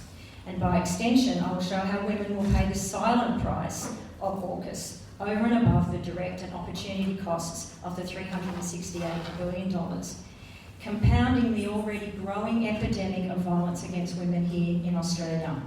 This is not a hypothetical concern. It is a pattern that has been repeatedly documented at US military installations and rotational deployments internationally and critically here in Australia. So to summarise my concerns, international experience with US military bases, most extensively documented in Okinawa, Japan, shows a persistent, decades-long pattern of sexual offences by military personnel against local women and girls. Australia has direct recent experience of this same pattern through the US Marine Rotational Force in Darwin, including multiple substantiated allegations of sexual assault, drink spiking and rape involving US personnel and local or ADF women. Jurisdictional arrangements between Australia and the United States have in practice resulted in cases being transferred to the US military authorities or dropped completely, leaving survivors without confidence in any access to justice. A large nuclear submarine base at Port Kembla would bring a substantial rotating population of mostly male service personnel, estimated by some up to 4,000, into our small regional community, replicating the conditions under which these risks have historically materialised. Therefore, these risks demand explicit consideration as part of a mandatory social and community impact assessment of any proposed base, alongside the environmental, economic and strategic considerations that has so far dominated public discussions. Failing to do this simply continues Australia's default position of making violence against women and women's trauma largely invisible. We know very well that war and militarisation do not affect everybody equally. Existing gender inequalities are magnified during conflict, social protections break down, and women and girls become disproportionately exposed to sexual violence, displacement and exploitation. That same dynamic extends beyond active war fighting to the process of militarisation itself, as the international and Australian evidence shows. A key component of militarism is building the architecture needed to sustain it. Foreign military bases, in particular, are known sites of gender-based violence. Holding consultative status at the UN, the long-established and highly regarded Women's International League for Peace and Freedom reports that US military bases in Hawaii, Guam, Okinawa and South Korea have all been sites of systematic gender-based violence against local women, including sex trafficking, sexual assault and femicide, with the South Korean government having established sex work districts in collusion with the US government to cater to US military personnel. Wilf notes that these violations carry a range of additional health impacts, including sexually transmitted infections, unwanted pregnancies, unsafe abortions, drug and alcohol dependency and mental illness. But we don't need to look overseas for evidence of this risk. Since 2012, the Marine Rotational Force in Darwin has brought 2,500 US Marines into the Northern Territory for 6 months each year. Freedom of Information reporting by SBS News in 2021 uncovered a series of ADF investigative service reports documenting alleged sexual assault or indecent acts involving US personnel on rotation in Darwin between 2015 and 2021. Additionally, a 2013 social impact study prepared for the Department of Defence by Deloitte Access Economics and drawing on the Okinawa data estimated that a 6-month rotation of about 1,000 Marines carried roughly a 1 in 8 chance of sexual assault occurring, reported or unreported. Survivors and Australian officials who spoke to SBS News described further compounding problem, and again I repeat, jurisdictional ambiguity. Under arrangements covering the US presence, the Northern Territory Police and the ADF have in practice released jurisdiction over serious allegations to US military authorities, including a case that happened off base. The structural conditions that have produced these outcomes would largely be replicated at Port Kembla, specifically a substantial, continuously rotating population of mostly male personnel with periods of shore leave and off-base socialising historically associated with assaults in Darwin and Okinawa. The women and girls of Port Kembla and the broader Illawarra region, and indeed any community where any future US AUKUS base is located, should not be expected to absorb these risks. Risks that will translate into a lifetime of cost for those individuals, their families and their community. But I also need to emphasise that this is not a risk being introduced to a community with a stable or declining baseline. The New South Wales Bureau of Crime and Statistics and Research, BOXCA, reported in April 2026 this year, shows that sexual assaults in the Illawarra rose 163% over the preceding decade. That's the highest increase across the state.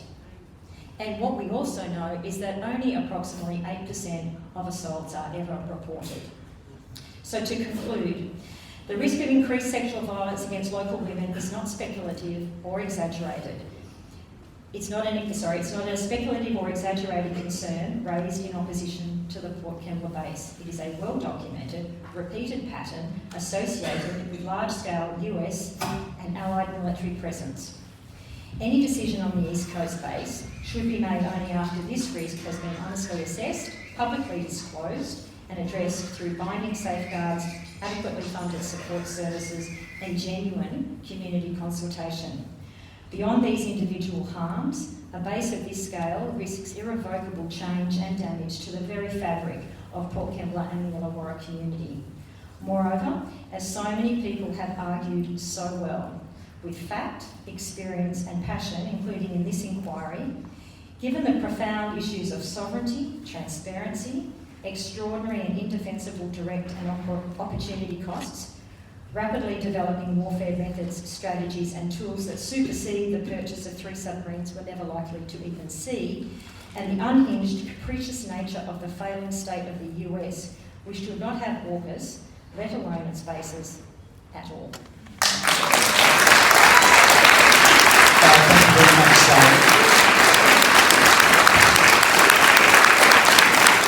And I think I'll speak for all the commissioners when I say that we really do value not only hearing the perspective but also reference to the experiences that women have faced in other instances such as a possibility here. And it's a very important issue that you've drawn to our attention, and we very much appreciate and acknowledge that. I'll now see whether we have commissioners who would like to ask some questions. I certainly do. Thank you for that, Sally. And I'm not going to say anything about the consequences for women in and around bases because I've seen it and I know it occurs.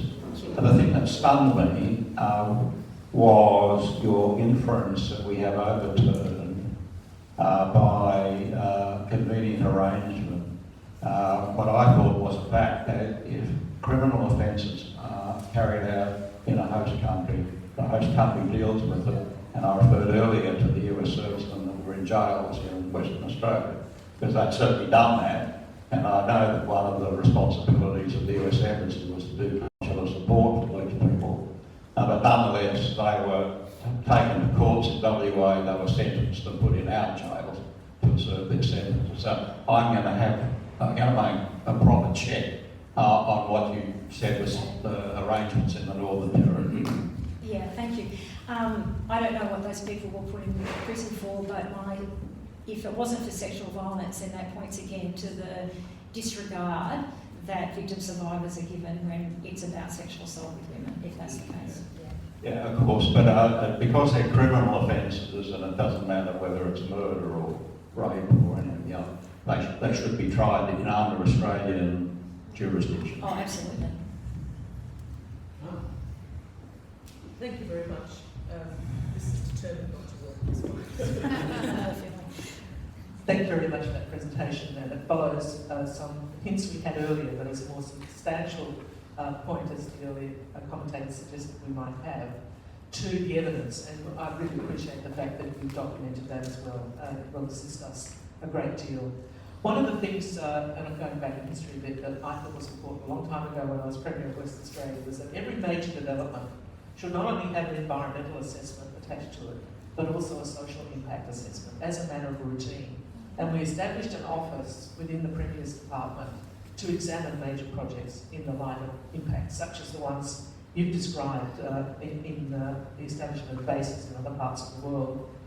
I'm just wondering if you can speculate a bit about what sort of process you would think should be gone through in order to properly examine the potential harms that you've described, not just in relation to violence, sexual violence against women and children, but also more broadly some of the social effects that maybe fall short of actual violence. Yeah, thank you. Well, I think, as I mentioned, first of all, I would just say that the references for what I've got is in my broader submission, which I've handed. So, look, I think a social and community impact assessment process that is undertaken by people who are experienced in this, and I'm not referring to those organisations and businesses who are predatory around consulting, have very great marketing, but have been shown to be quite deficient in their understanding of what social impact is. And I would suggest that it would be mandatory that local organisations like the Illawarra Women's Health Centre, like Women Illawarra, people who are directly involved in this impact beyond the hospitals and the police in the more formalised institutions, are given adequate time and space to respond, but also to convene responses from women who've been impacted. So their voices and the voices of women with lived experience are made central and are amplified. Thank you very much. Thank you very much for that answer. Let's just see, Karina. One really quick one, Sally, and thank you again, and also to Auntie Barb as well. I'm wanting to find out whether there's been any lobbying from your organisation to members of Parliament to raise this very issue around these assaults and the concerns that you have for women and children's safety in this region. Yes, so the Illawarra Women's Health Centre is located in Rorris, and we work very closely with the local MP, Anna Watson, the MP for Shellharbour, and do work with the federal representative, Carol Barrie. We have had discussions with Alison Burns, so I would say yes. I mean, I haven't been in that position technically. I finished in June, but I was on long service leave. So not recently, but the Illawarra Women's Health Centre was certainly a signatory to the Port Kembla Declaration. So it's issues that we're constantly advocating on, absolutely. Sally, thank you very much for coming and presenting to us and for answering these questions. And Auntie Barb, again, thank you very much.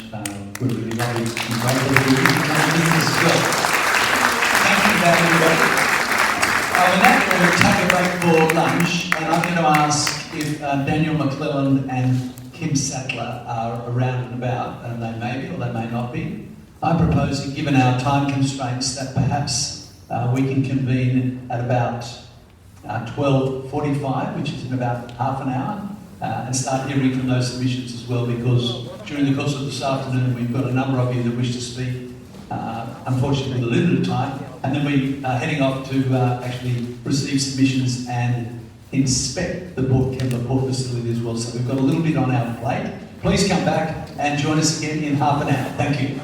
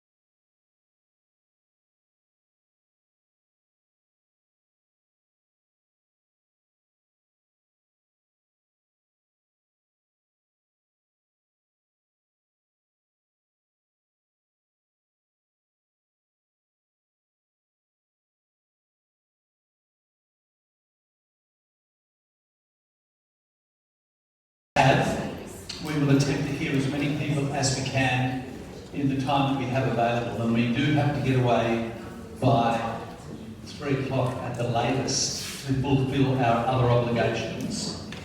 So, for those of you who are pre-registered speakers on the pre-registered speakers list, an advance apology if we don't get to you.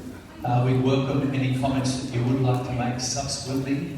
You can jot them down on a piece of paper or send them to us on email or on the site, but we will try and get through, excuse me, as many people as we can on the way through. As Karina says, please put in a submission. So, Daniel McClellan, National Union of Students. Daniel is here, I'm hoping. Here he comes. We're yours, Dan, and once you sit down, I'm going to say about 10 minutes, mate, and your time starts now. Great. Thank you very much, Commissioners. I'd like to first acknowledge that today we're meeting on the stolen and unceded lands of the Darawal peoples who have struggled, survived and endured dispossession, violence and injustice for more than 2 centuries. I'd like to pay my respects to elders past and present and any Aboriginal or Torres Strait Islander peoples who may be with us today. My name is Daniel McClellan. I'm the First Nations Officer of the National Union of Students, and I appear before you on behalf of the National Union of Students as a whole. The NUS represents and advocates for tertiary education students across the continent. Our core mission at the NUS is to amplify the voices and interests of students, and this is what I seek to do today. Our position is clear. AUKUS must be cancelled. The NUS's opposition to the AUKUS agreement is not confined to the question of whether Australia should acquire nuclear-powered submarines, but it's broader. It's about the kind of country that we want Australia to be. It's about what we choose to spend hundreds of billions of dollars on, and it's about what role our universities should play in modern society. Universities should be places where knowledge is pursued because it expands our understanding and contributes toward a fair and just society. Education should be focused on improving people's lives and contributing to the public good. But the perverse influence of AUKUS has already entered our classrooms. It's infiltrated our universities, our future professions, and our future professionals. I think that this deserves far greater scrutiny than that in which the government has allowed for. I am thankful that this inquiry has been established for this purpose. If we allow our universities to become nothing more than the research and development wings of the military-industrial complex, we no longer have universities. Instead, we have weapons laboratories masquerading as lecture theatres. Already, Australian universities are pumped full of defence funds by the Australian government and the private sector. But Pillar 2 of AUKUS accelerates this.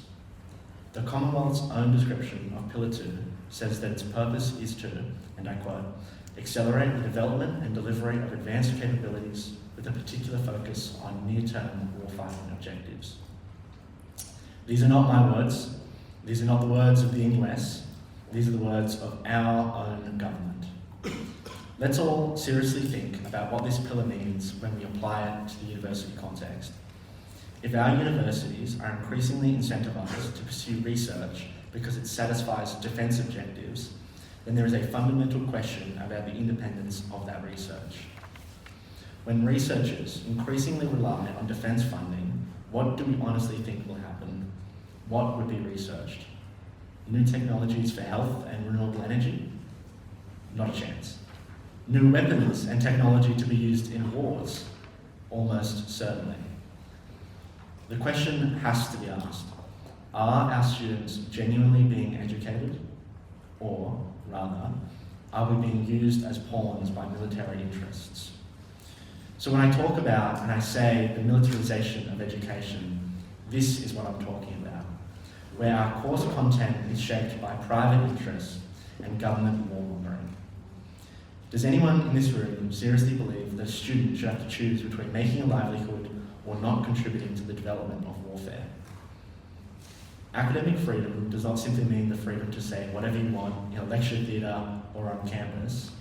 The term is broader than that. It also refers to our institutional independence. It means ensuring that our universities aren't corrupted by big money donors. Our research priorities must be determined by the value in which it brings to society, not by the value of the checks. That's why the NUS calls on the Commonwealth to end incentives which increase the influence of the defence industry within universities. But, Commissioners, there's another question that students cannot ignore. What are we giving up to pay for AUKUS? Right now, students are literally starving.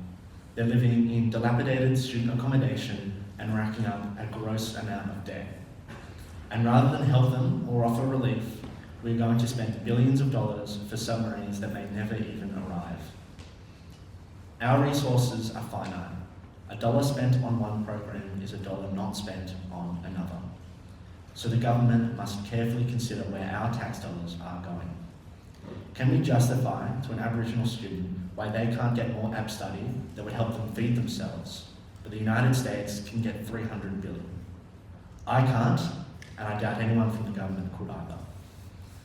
Imagine what hundreds of billions of dollars could achieve for this nation if our ambition was to build the world's greatest education system. I mean, with a few $1 billion, and I mean this literally, we could build a rocket and go to the moon. But, Commissioners, the unfortunate truth is that I am amongst the generation that will live with AUKUS. It will not be our current politicians, but it will be today's students and tomorrow's workers. We will live with the costs, we will work within the institutions born out of it, and we will inherit the consequences of it. Australian students have a long history of refusing to remain silent when governments tell young people that war is inevitable. Students have organised against conscription. Students opposed the Vietnam War. Students stood up against apartheid, nuclear proliferation, and wars across generations. Now, Commissioners, given that some of you may remember these events, you would certainly know that these movements were not always popular with the government. But history remembers those who stood for something, even when it was unpopular with those in charge. Because only by daring to do what is hard, only by struggling against the status quo, can we achieve the change we so desperately need. AUKUS is not inevitable, and the students of this country know that. And so, Australia faces a choice. We can build universities or bombs.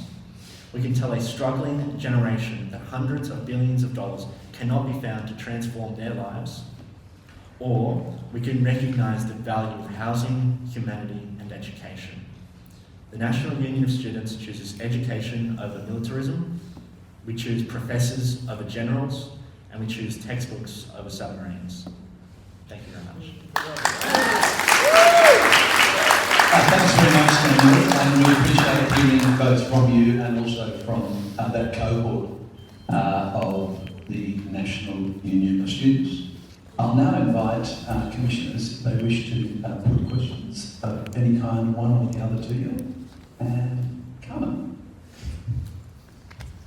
Thank you very much. And I do remember some of those things that you described, as you might tell from the cover of my hair. One of the things, I've worked in universities myself recently, and it seemed to me that there was a significant increase in the amount of defence funding that was going into universities anyway, quite apart from AUKUS, and I see that now being accelerated through AUKUS. Are you aware of any particular instances, as there are, say, in Western Australia, where centres and institutes are actually being set up with the express purpose, really, of promoting defence industries and the AUKUS philosophy generally? Is there anything like that happening here yet? Yes, thank you for that fantastic question. And that's absolutely right. There are universities that are setting up defence institutes whose core goal is to research military technologies. I have a couple examples. Right here in Wollongong, the University of Wollongong, my home campus, UOW has a relationship with Bisalloy Steel.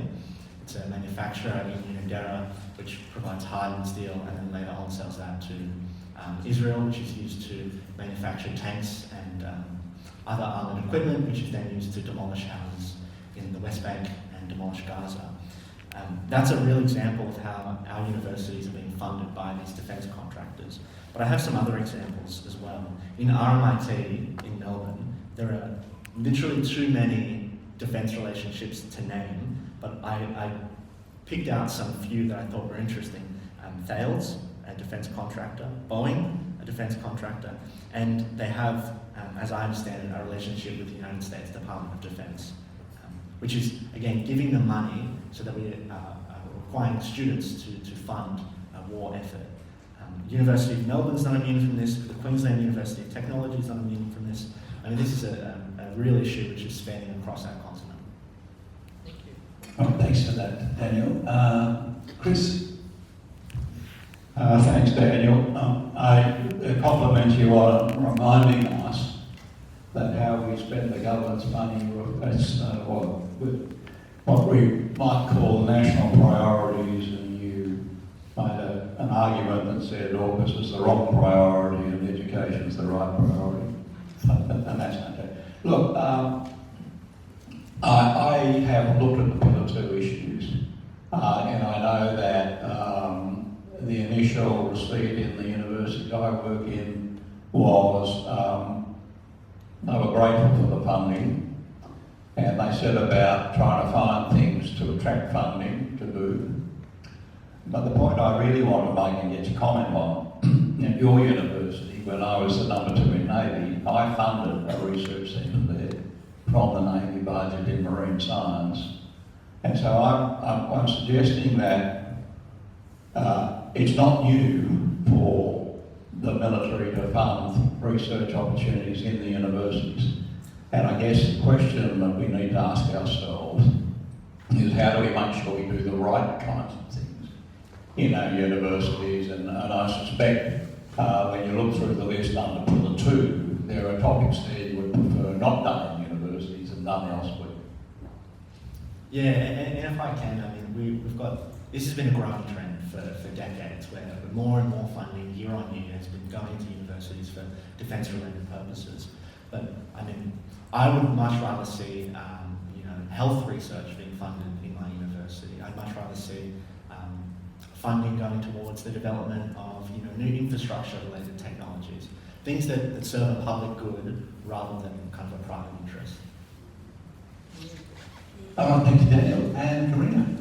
Just one really quick one, Daniel, and thank you again. I'm just wanting to find out from you if you've been as a First Nations officer and just within this union group, now students group, are you doing any thinking around First Nations rights through the UN Declaration on the Rights of Indigenous Peoples, but also any thinking around land tenure and the rights that you have around certain areas, and in particular this region as well? Yeah, thanks, Karina. That's a fantastic question. I mean, what we need to recognise is that AUKUS comes with development, and we're going to have to build sites to store nuclear waste. We're going to have to redevelop the Port Kembla port if Port Kembla is chosen as a site.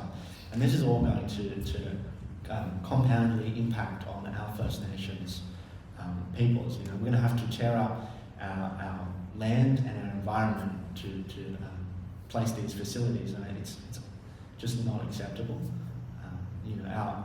There hasn't been any consultation from the government with respect to AUKUS, and there's been zero consultation with our First Nations peoples, which is really justice. Thanks very much, Daniel.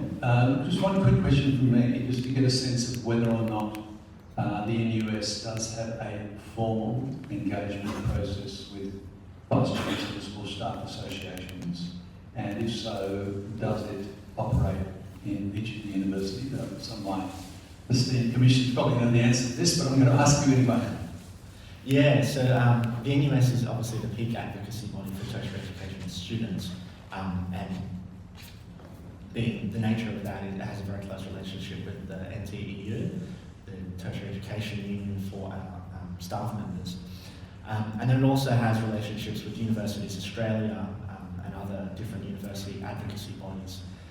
Those conversations are mostly had through the national president and not myself, but it does have a kind of long list of relationships.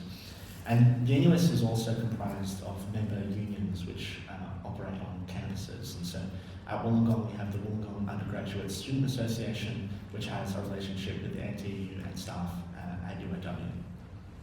Well, thanks for that. And just a quick follow-up. Is the National Union of Students, through its national president, engaged in discussions in a formal sense, representing some of those issues that you raised in front of this Commission of Inquiry? I hazard to speak on behalf of the National President. I'm not entirely sure as to what conversations he may or may not have had, but I believe so. This is the NUS policy and NUS position, so this is the position that all of our officers take up. All right, thanks very much for that. Thank you, Daniel McClellan. Can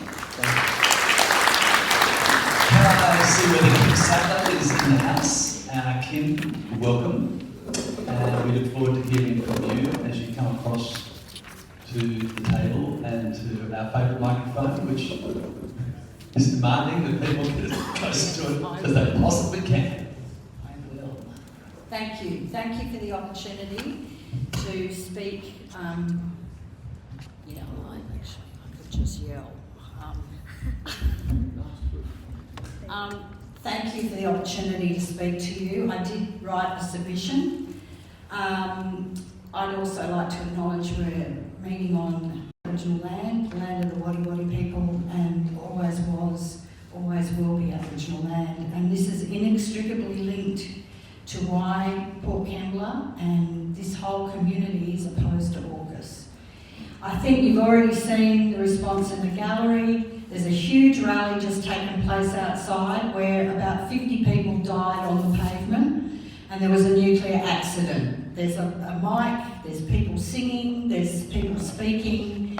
We are fighters in the Illawarra. We're used to being treated with disdain and or used in a really unhelpful way to the local inhabitants. I'm a grandmother.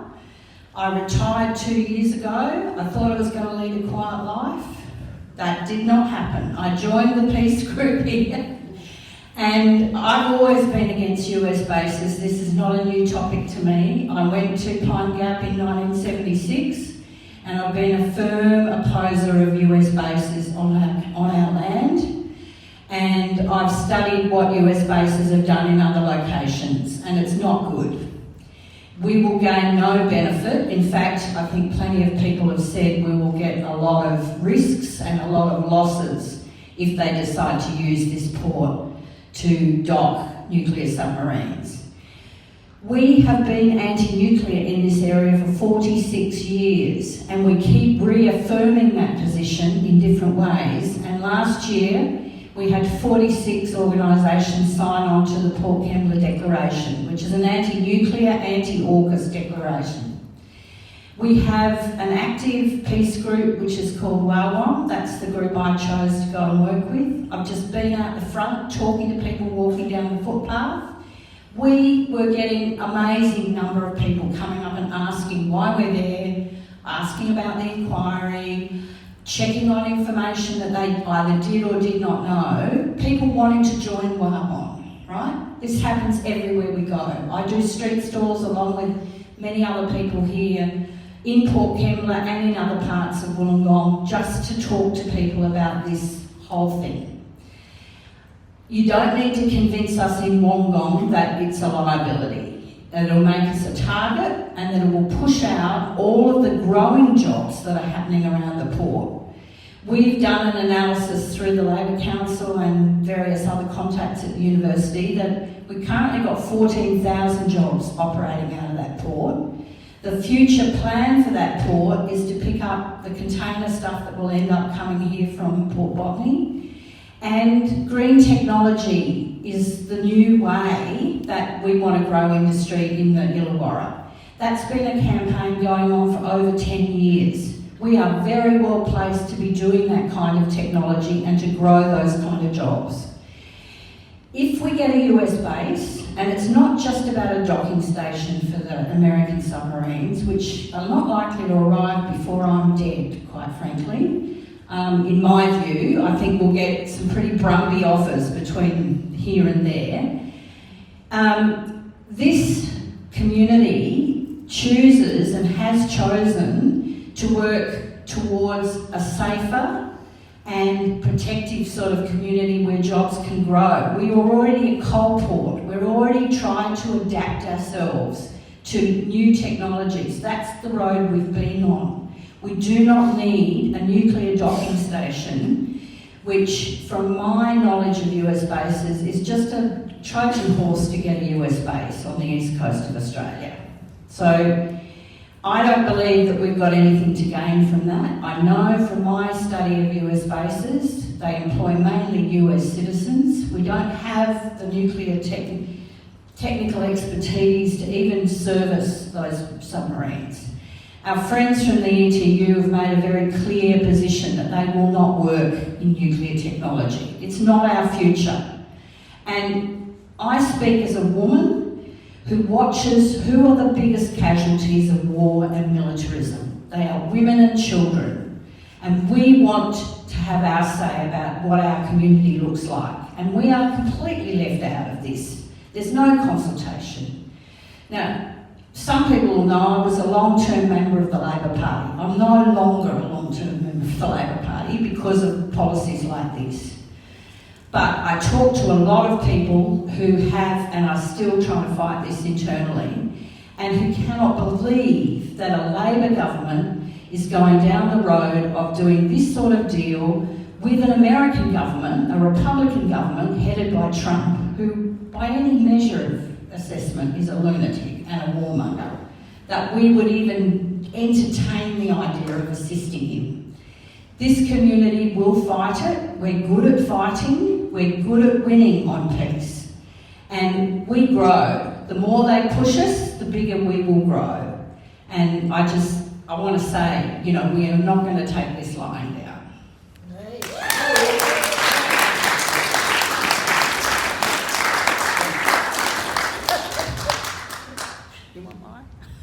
Thanks very much. You've left the commissioners and everyone in the room in no doubt about your views. So that's acknowledged. I'll just see whether the commissioners have any follow-up questions for you. And that was fantastic.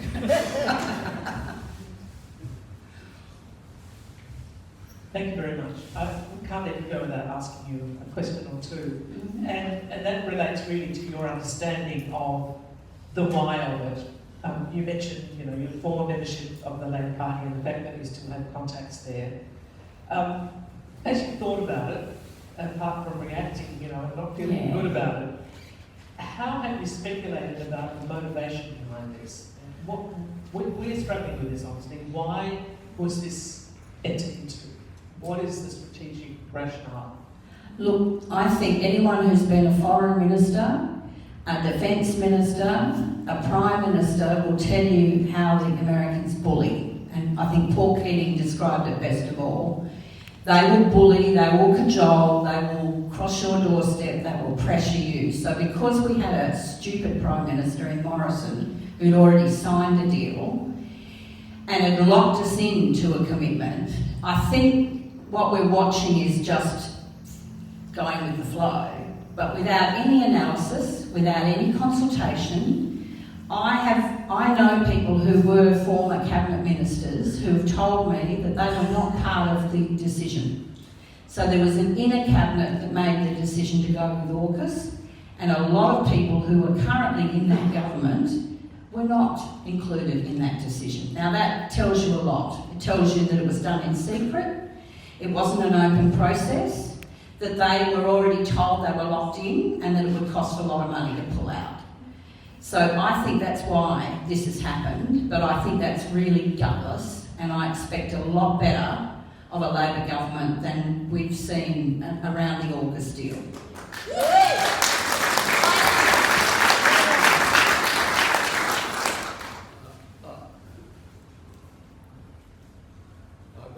I've got two questions for you, Kim.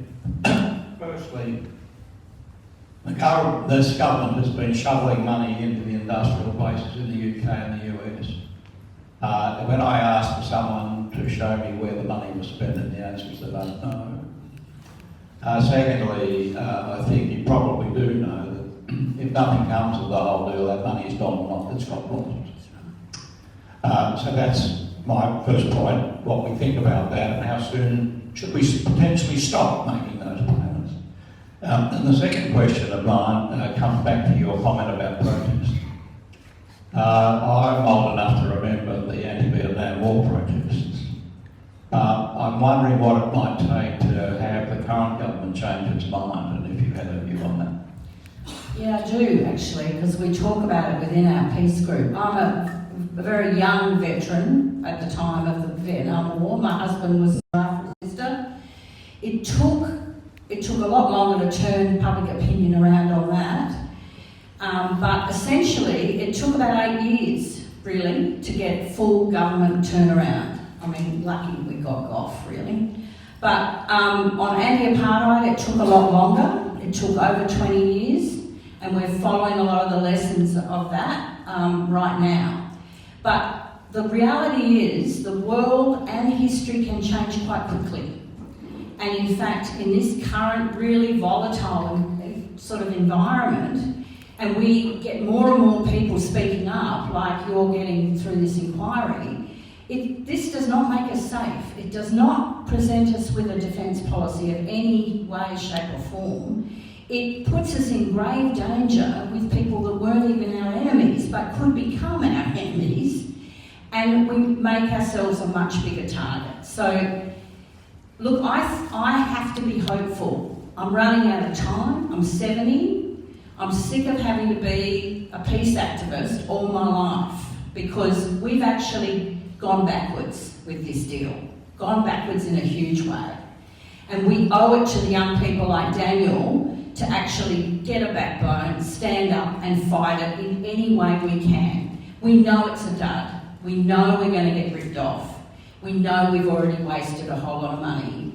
And we've got bigger problems around aged care, education, health that we should be spending the money on.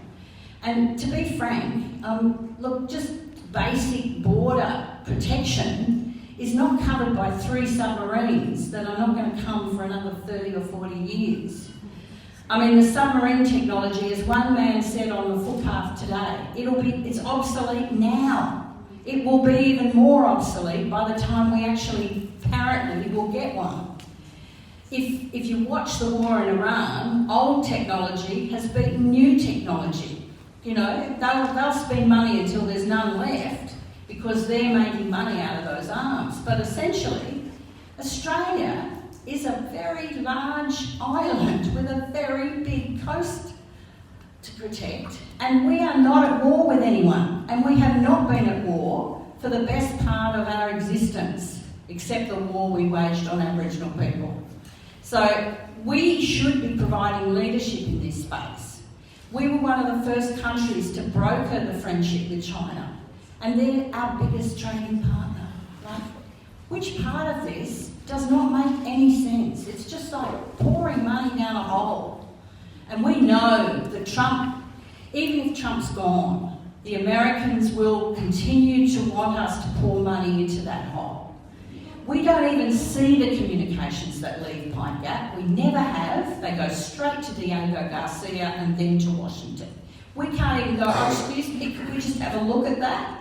We're out of the loop completely. And that's been the case since Pine Gap was brokered. So we should learn those lessons from history. We are not a stupid people. We are a progressive force in the world if we actually use our skills and our intelligence. I want to say thank you very much for coming and speaking to us. We greatly appreciated hearing from you. And in relation to the microphone, I think just leave it once it's on the top there. It'll be on the cars, I think. And thank you very much for listening.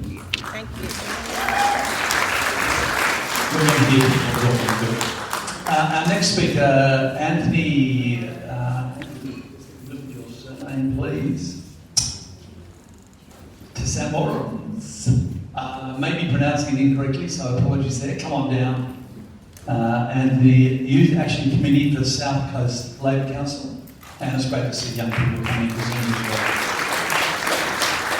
Put it in your hands, mate. Thank you, Commissioners. My name is Anthony Zamaranis. I appear before you as a member and on behalf of the South Coast Labor Council Youth Action Committee. The South Coast Labor Council Youth Action Committee consists of activists, young union members of the Illawarra and South Coast with a vision for the future of our community. The Youth Action Committee is in strong opposition to the establishment of an AUKUS nuclear submarine base at Port Kembla due to the impacts of such a base on local communities, environment, industry and economy. Further, due to the risk of the integration of Australian and US militaries, the Youth Action Committee further recommends that the entire AUKUS deal be cancelled. There are some political realities so enormous, so morally disquieting that our first instinct is to not confront them, but to conceal them. We learn to live with them. We learn to speak about them in the bloodless language of policy documents, budget estimates and strategic assessments. Young workers have grown up in this false dichotomy, the climate crisis, the multiple global economic collapses and the rise of global tensions upon which AUKUS has been justified. For young workers, AUKUS represents a profound symptom of the kind of country Australia intends to be, what kind of region young workers are to inherit, and what kind of industry we will be relied on to build, and what obligations we believe we owe to generations who have not yet had a say. Young workers' opposition to AUKUS is not abstract. Our concerns are economic and environmental and concern very sustainability and possible futures that we will be able to attain. The question of whether Port Kembla becomes a hub for renewable energy and civilian industry, or whether it becomes a major node in the military infrastructure of the United States. Young workers in Australia, as I said, have grown up learning of the climate crisis and how attempts to curtail these crises fall woefully short. Young workers want a sustainable future, not one organised around the machinery of war. Policies like the renewable energy zones offer the possibility of transforming our existing industrial capacities into the infrastructure of a clean economy.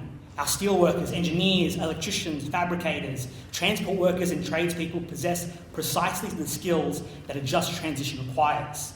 There is an extraordinary irony at play here. We are told that AUKUS will create jobs. Of course it will, but the question for the labour movement has never simply been, will this create employment? The question has always been, what are we building? Who controls it? Who benefits from it? And what kind of society does that work help create?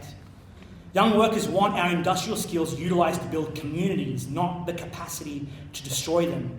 And the idea that in the creation of jobs and opportunities for Australian workers, the best strategy is to subsidise American submarine industry to the tune of $368 billion instead of investing that money directly into Australian schemes and industry is laughable. The question is not whether Port Kembla should have jobs. The question is, what jobs do young workers want? What future do we want? And AUKUS does not even present a secure employment alternative. It is deeply compromised and flawed. Workers deserve not only secure opportunities in work, but young workers do not want to be forced to choose between feeding their families and participating in the production of weapons they may believe will be used to destroy other human beings. The labour movement has always understood that workers are not simply units of production. Workers have families, they have values, and they have consciences. And our industrial future must provide not only employment but dignity. Port Kembla is home to tens of thousands of people. Workers enter the Port Kembla industrial precinct every day. Families live nearby, schools, hospitals, businesses and community organisations operate throughout the area. A nuclear submarine base would not simply occupy industrial land, it would transform the character of the region. Port Kembla is not Pine Gap, it is not some isolated military installation. It sits beside Wollongong, beside Warrawong, beside Conjilla, beside schools and hospitals and homes. Thousands of workers, tens of thousands. Whether Australia's security is best served by unquestioningly following the great powers or by building an independent foreign policy and developing constructive relationships within our own region is under question. The Illawarra is already also under extraordinary pressure. For young workers, housing is expensive, public transport is inadequate, roads are congested, and public services are stretched thin. Young people are struggling to establish their own lives, and yet we are contemplating transforming enormous amounts of strategically valuable land and capital in the middle of our industrial heartland for military infrastructure. The South Coast Rail Line is one clear example. Whilst we've been talking about that for years and years, at the same time governments are contemplating this enormous military development that would bring additional freight movements and potentially thousands of visiting personnel into the region. The pressures are emblematic of the broader neglect experienced by regional communities. Cost of living pressures are rising, housing insecurity is growing, community organisations, public transport, health, public services, they're already being asked to do so much more with so much less. Young workers feel these failures directly. We face high rents, insecure work, expensive transport and growing barriers to education and opportunity. If governments can find hundreds of billions of dollars for AUKUS, young workers are entitled to ask why reliable trains, affordable housing, better roads, hospitals and community services remain underfunded, particularly in our regions which already face higher barriers than our city counterparts. The Youth Action Committee submits that Port Kembla should not be transformed into a military precinct while the basic infrastructure and social needs of the Illawarra remain unmet. Our region needs investment that improves everyday life rather than a big military base plonked right in the middle of our industrial hub. Furthermore, AUKUS was announced in 2021. The prospects of Port Kembla becoming a submarine base have been discussed for years. Yet the people who actually live here have had remarkably little meaningful opportunity to determine what happens to their own community. This very inquiry serves as the first genuine large-scale forum for consultation and discussion this community has been given the opportunity to have. Ultimately, Australian citizens and taxpayers have a right to know what the government is doing, and in a strong and vibrant democracy, the government's failure to facilitate this discussion has been alarming. Governments and institutions have repeatedly acknowledged the importance of reconciliation and listening to First Nations voices. However, those commitments seem tokenistic and meaningless when governments pursue major defence and infrastructure projects consistently without input from those communities. Port Kembla and the Illawarra sit on Aboriginal land of continuing cultural and spiritual significance. Any proposal that alters countries, waterways, land, or creates long-term radioactive waste obligations must involve genuine First Nations participation from the beginning, not being consulted after the fact. The wrongs of Emu Fields and Maralinga have not been forgotten. AUKUS is ultimately an intergenerational project. Its consequences will extend far beyond the lives of the politicians making decisions today. Young First Nations people and all young workers in the Illawarra will inherit whatever the consequences of AUKUS are to be. The issues of Illawarra becoming a military target is one that directly impacts young workers. The flaws of AUKUS are well known, from top secret military commitments made by our government to that $368 billion price tag funneled directly into America's nuclear submarine industry, all in service to a questionable project of Australia servicing America's policy in the region of containing China. But due to AUKUS, Australia is required to negotiate a special arrangement with the International Atomic Energy Agency for us to even handle the weapons-grade nuclear uranium that those submarines require. This is in addition to the fact that under the AUKUS agreement, it's been specifically structured to undermine the Nuclear-Free Zone Treaty, which Australia is a signatory to. A treaty intended to preserve peace in our region, peace for all workers, by mutually banning nuclear weapons and waste dumping. It's been deliberately curtailed, and under AUKUS, Australia will become the first non-nuclear weapons state to have nuclear-powered submarines. As this very inquiry has uncovered about the weapons-grade uranium, the weapons-grade uranium has been used as pretense for the invasion of countries like Iraq and the current conflict with Iran. My generation has grown up learning about the Cold War as a bygone era. We are taught about MAD, mutually assured destruction, the military doctrine of deterrence by arming oneself with enough weapons to wipe out all civilization to deter any would-be attackers. We are taught this history with an almost patronising view that the insanity of such a thing was always evident even at the time, but we are looking now down the same very doctrine. We are doing all this AUKUS policy against a hypothetical enemy in China, one of our largest trading, education and tourism partners. The America First Pact that is AUKUS is in effect pushing us to create needless enemies. We can't negotiate our way into peace if the political architecture around us is designed for confrontation. We can't shame militarism into disappearing. We can't simply hope that the next generation will make better choices. Australian taxpayers and workers are subsidising this. Money which could instead be used to improve the conditions of young workers across this country now and in the future. AUKUS isn't preventing the arms race, it is the arms race. If our definition of security is simply the ability to retaliate after catastrophe, then we have already accepted a remarkably impoverished conception of security.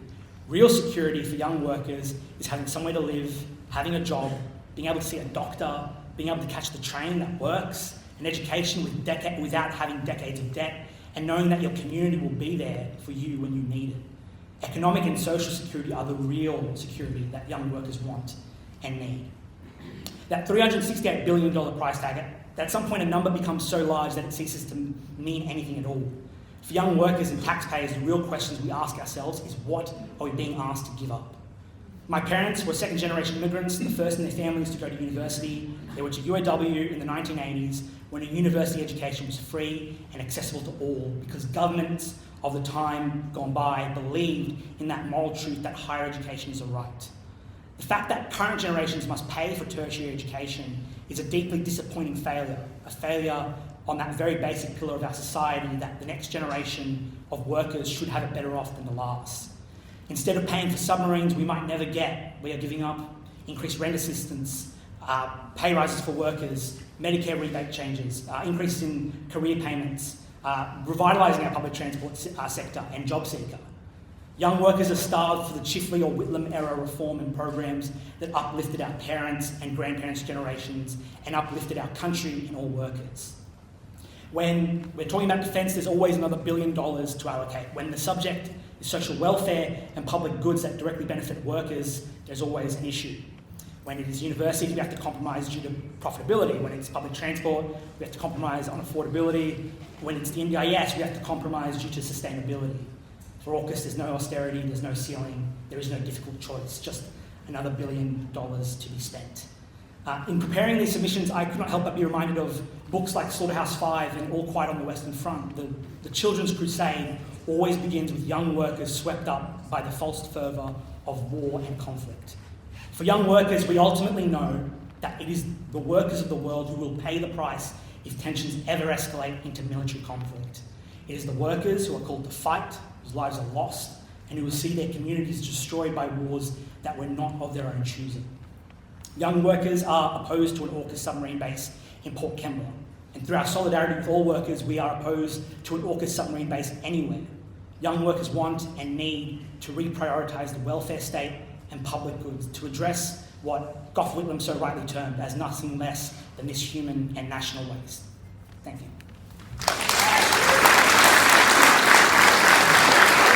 Thanks very much, Anthony. That was a compelling presentation and we appreciated it very much. I'll just seek from my fellow commissioners to see whether there are any questions. And Chris, to you. It's always me to ask the question. So thank you for that. I've got two parts. I wonder if you could describe to me what you think real security means for all Australians. And then secondly, can you pick apart for me what the NPT issues are when a non-nuclear weapons state like Australia requires a nuclear powered submarine? Yeah, fantastic. So, in terms of security, I think a lot of it comes to your very basic fundamentals, your human rights. You know, having reliable shelter over your head, the ability to afford basic goods like food, water, electricity. Those are all things that are, very much under pressure at the moment. The cost of living crisis is hitting a lot of people hard, a lot of young workers very hard, especially now. Fuel prices back up to where they were only a month ago. The pressures have not gone away. Nor do they seem to with inflation the way it's going. When young workers can't even buy a home and save up enough money to put down a deposit in comparison to previous generations who were able to hold down a job for a few years and be able to front the cost for a home, that basic stability of a roof over your head, it trickles down to everything else in a young worker's life. So those basic elements of security can really be addressed through direct government spending and projects, as we've seen has worked in previous generations. Like my grandparents, when they came here, they bought a house that was built by the Chifley government because there was a targeted effort to do that. To your point about the NFP, the treaty itself was very much a good faith sort of engagement to try and limit and prevent the escalation of nuclear conflict to our region. Like Pandora's box was already opened. We had those nuclear powers. No one else would be getting any more nuclear weapons. It was a strategic effort to try and prevent the growing of those existing tensions by those world powers in our region, by preventing the assistance of governments and countries in our region to do that. It's very specific though. It talks about weapons and it talks about waste, nuclear waste. And the issue there is that as AUKUS is structured, the submarines themselves are nuclear powered. I believe that we're not exactly clear on what weapons they are carrying, but we are being told that they aren't going to be nuclear weapons of any kind. Regardless, though, the fact that it is a weapons-grade uranium travelling through, this region which is committed to that speaks to, I think, a fundamental undermining of, if not the letter of the treaty, definitely the spirit of it. Thanks very much, and thanks for your presentation and the submission. Excellent work, and we appreciate it very much. One of the things that you said earlier, was that there was having to be, in a sense, a trade-off in the way young people are being asked to think about their jobs between buying into, in a sense, those jobs which result at their end in the destruction of human life, and more productive, as you would describe it, and many others would too, employment to benefit the wider community. And I appreciate the fact that you pointed to the very unfortunate fact that very often these choices are framed in euphemistic terms that people don't fully appreciate. I wonder if you'd care to expand a little on how sharply you think that distinction between jobs that essentially end in the destruction of human life as opposed to those that are more productive, how young people are thinking about that false choice. Yeah, so I think for young workers, it's very much a consideration of a community, a society, a country is only as good as the outcomes it produces. And at the end of the day, if workers know that work that they are doing contributes to harm, not necessarily of their community, but anywhere in the world, I think it is basic moral human decency that you would prefer to do anything but that if you can help it. But obviously the pressures I was talking about before, workers don't always have a choice in the kinds of work that they're having to engage in to keep a roof over their head and put food on the table. So I think workers are very cognizant of those issues, but yeah, the fact that the pressures are there regardless, at the end of the day, your morals aren't really much good to you if you can't feed yourself and you can't live at the end of the day.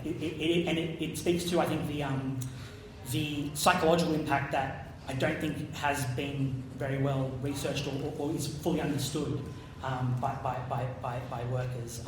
But surely the engaging in that kind of work when there isn't really a need to, as I alluded to before, China, being this boogeyman that AUKUS is directed towards. Well, they trade, our biggest trading partner. They have tourism with us. Many Chinese students come here to study and get educated. This idea that we should be preparing and working towards, militarization against this partner, I think, deeply unnerving for a lot of workers, conscious or subconsciously knowing that that's the work they are contributing to. Thanks very much, Anthony. We appreciate you coming forward and your submission. Thank you very much. So, folks, take a deep breath, or as that cop series about the Irish police trying to make their way in the world I saw once upon a time said, take a beat. And we'll start to hear from the pre-registered speakers. And a number of you will be in the room. We've allocated 5 minutes and hopefully you can get through it in the 5 minutes. I'll give you the minute warning when the time is up with an advance apology for interrupting you on the go. So we're ready to try and start working our way through that. And I'll just check to see whether we have some of the people on the list who are actually in the room and ready to speak. So do we have Ryan Chapman? Great, okay, come on up Ryan. Simon Green. Okay, get ready to come up, Simon. Dennis McNamara. All right, Dennis not there. Susan Engel. Great, okay, so that's the order of events, and let's start with Ryan, and your time starts now. Hi, I'm Ryan Chapman. I'm a Wollongong resident, a student here, a former able seaman, marine technician in the Royal Australian Navy of 6.5 years. I'm the founder of a group called About Turn, Veterans Against War and Racism, and this is my submission on behalf of that. So not too long ago, we saw the Labor Party cut $36 billion from the NDIS, arguing this is unfortunate but necessary. So I think it's a real slap in the face of the recipients who rely on NDIS funding to survive when they follow up that announcement with an increase in military spending by $53 billion over the next decade. It is then a sick joke, I think, then to be forking out an unfathomable amount of money, $368 billion, which seems to be further inflated to $500 billion for the AUKUS agreement. This is an attack on the lives of ordinary working class people. For years, the healthcare system has been eroding, nurses and doctors striking for better pay and conditions, the government cries poor. Teachers struggling to keep up with workloads and short staffing, the government cries poor. Public housing tenants kicked to the curbs, having their homes sold off to property developers because the government is crying poor. But the AUKUS agreement shows that the government isn't poor at all. It illustrates that their priorities are twisted. They would rather build machines of war rather than alleviate the crisis experienced by the working class. The risk inherent to the existence of nuclear submarines cannot be understated. One of the most dangerous and hazardous materials known to man will be used in our harbours around working class families. One does not need to cast their memory far too back to the disaster of Fukushima, which is still hazardous for residents to return to.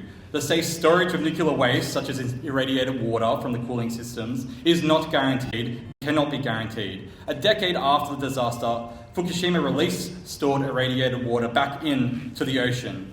In Portsmouth, UK, the location of a naval shipyard that accommodates and maintains nuclear submarines, preschools and aged care residences are stocked with iodine tablets to limit the risk of radiation poisoning and cancer in the event of a nuclear accident. So when it comes to the AUKUS submarines, if they don't release the irradiated water back into the ocean, then any stored nuclear waste will have to be stored on Indigenous land, which then obviously contradicts a long tradition and position of the Indigenous community demanding a nuclear-free land. It is really hard to deny now that the nuclear submarine base proposed to house AUKUS nuclear submarines will be at Port Kembla. Just Bizzaloy was given a contract not too long ago to do more steel for the ships. All the aforementioned risks are then thrust upon the working class of Port Kembla and the Illawarra generally. On top of this, in the event of a war, Port Kembla will be a military target, exacerbating the risk of life and environmental destruction that the nuclear submarines pose. So generally speaking then, I would argue that the AUKUS agreement and the increase in defence spending is a conscious drive to war by our rulers. If history is any guide, as it should be with anyone concerned with peace, the subsequent increasing militarisation of society will see our social services continue to be gutted, decline in the wages and the working conditions of the working class, and erosion of our civil rights. If this war drive is not ceased immediately, the working class of Australia will be the ones to bear the consequences. They will be the cannon fodder sent to fight and die. They will be the ones who perish in the depths of the South China Sea protecting business shipping lanes that they have no interest in, or in far-flung corners of the world. The ones who are required to sacrifice their wages and conditions and their quality of life, or be subjected to the bombing campaigns and the inheritors of an environment devastated by war and climate catastrophe. It is the building for a war abroad will always involve a war at home. So given this, we must demand that the AUKUS agreement be scrapped entirely. The drive to war must cease immediately, and that we cut ties from the biggest threat to world peace and the peace of the working class everywhere, the US empire. Thank you very much, Ryan. We appreciate your contribution and your comments and note. Thank you. Well, thanks very much, and that's to Ryan's great credit that he was able to give us such a pungent expression of view within the allocation of time, and that's duly noted and well noted. Simon Green is the next for us to speak. Come on up, Simon. And thank you very much for being there. Close to the microphone, and we're all yours. Thank you. Welcome to Wollongong, and good afternoon, everybody. I'm an ordinary member of the public who lives in the Illawarra with my wife, who works and fights for the local community and environment. Our son and daughter went to school and university here in Wollongong, and it is here in Port Kembla, a much-loved jewel with the Illawarra, that the proposed East Coast submarine base is most likely to be located, according to a New South Wales government report released only because Greens MP Abigail Boyd fought for its release. Commissioners, thank you for the opportunity to speak today. Thank you to the Australian Peace and Security Forum for creating this inquiry and making it happen. And a very special thanks to the Wadi Wadi people of the Darawal Nation, whose lands we are on today. If there is something good about AUKUS, it might be this: the prospect of Wollongong being appropriated by an imperial power should make those of us who live in Wollongong and who are not Indigenous feel just a little of what our Indigenous friends have felt and lived through for a very long time. In addressing some of the questions posed for this inquiry, I want to shift the framing from a submarine base to what many have said already, and what we're really dealing with, which is a large naval base that the US wants to establish to support its 7th Fleet and serve its strategic interest in global supremacy. This possibility, and the fact that it has the unwavering backing of the Australian Labor Party, is a horrifying dystopian nightmare. Those among us who carry the card of that party, yet are concerned by AUKUS, are a deep part of this problem. Will AUKUS keep us safe, you ask? Safe from who exactly? Which foreign powers might hurt us most? It is not easy for me to distinguish between Russia, China, and the US. But given that the US military is larger than the militaries of Russia, China, and the next 7 largest militaries combined, given that this military capability will be turbocharged by AI, controlled predominantly by the US, and since the US seeks supremacy in everything that matters to it, we may well wonder whether it is the US we need protection from. How might we keep ourselves safe? Putting a target on our backs will not help, nor will ignoring the earth.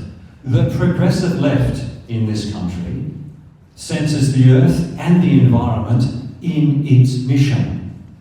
Our security depends most of all on the health of this planet.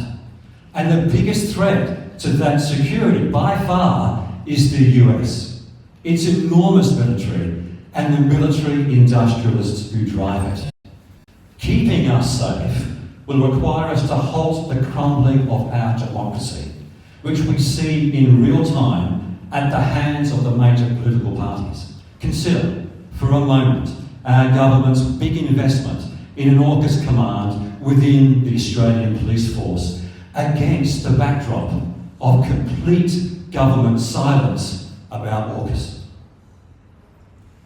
To keep us safe, we need to resurrect our democracy and build strong, mutually respectful partnerships with our near neighbours. Our security lies in our region, not in the growing dependency on the US. The cost of AUKUS goes far beyond the number we often hear quoted in the media. The cost will be immeasurable.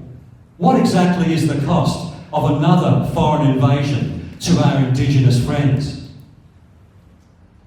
What is the cost of having a US naval base dressed up as a Royal Australian Navy base here in Wollongong? A base proposed to initially have 4,000 military personnel, with undoubtedly a significant US presence amongst them, with a real prospect of growing larger because, once in, the US will stay and expand according to its needs, not ours. Port Kembla was never ceded again. Residents of Port Kembla will be displaced. This place will become less and less Australian. How, as some suggest, does that increase our sovereignty? The base will not be part of our sovereign capability because it will not be ours. It will blast away any proposal for an offshore renewable energy capability that would help secure our energy needs, reduce carbon emissions, support local businesses, create local jobs, and enrich the people who live here. Finally, I understand that the panel might visit Port Kembla today. If you do, I hope you can make it to Hill 60. From there, you can take in the unique 360-degree view and perhaps imagine the proposed base and its exclusion zone projecting out to sea and beyond the Five Islands chain and inland. If you look south and rotate your view, you'll see the southern escarpment in the distance, Lake Illawarra close to where you stand, Mount Kembla, Mount Kira, the northern escarpment, and the city of Wollongong, just beyond the steelworks and adjacent port, as the crow flies. There are just over 7 kilometres between Hill 60 and where we are now in the Wollongong Art Gallery. Somewhere in the centre of that flight path, this base would sit, of uncertain size, but no doubt large. And its radius of influence would loom over this town. That influence will be American. No doubt that will be more than acceptable to some Australians. Pro-American sentiment is strong in more conservative parts of our community, and especially amongst the political elite. But the New South Wales government report about this base issued a warning related to situating it in Port Kembla. Almost done. Be prepared for resistance.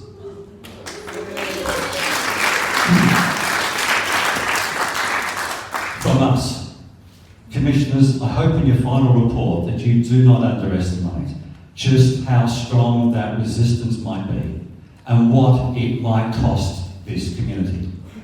Thank you. Thank you very much, Simon.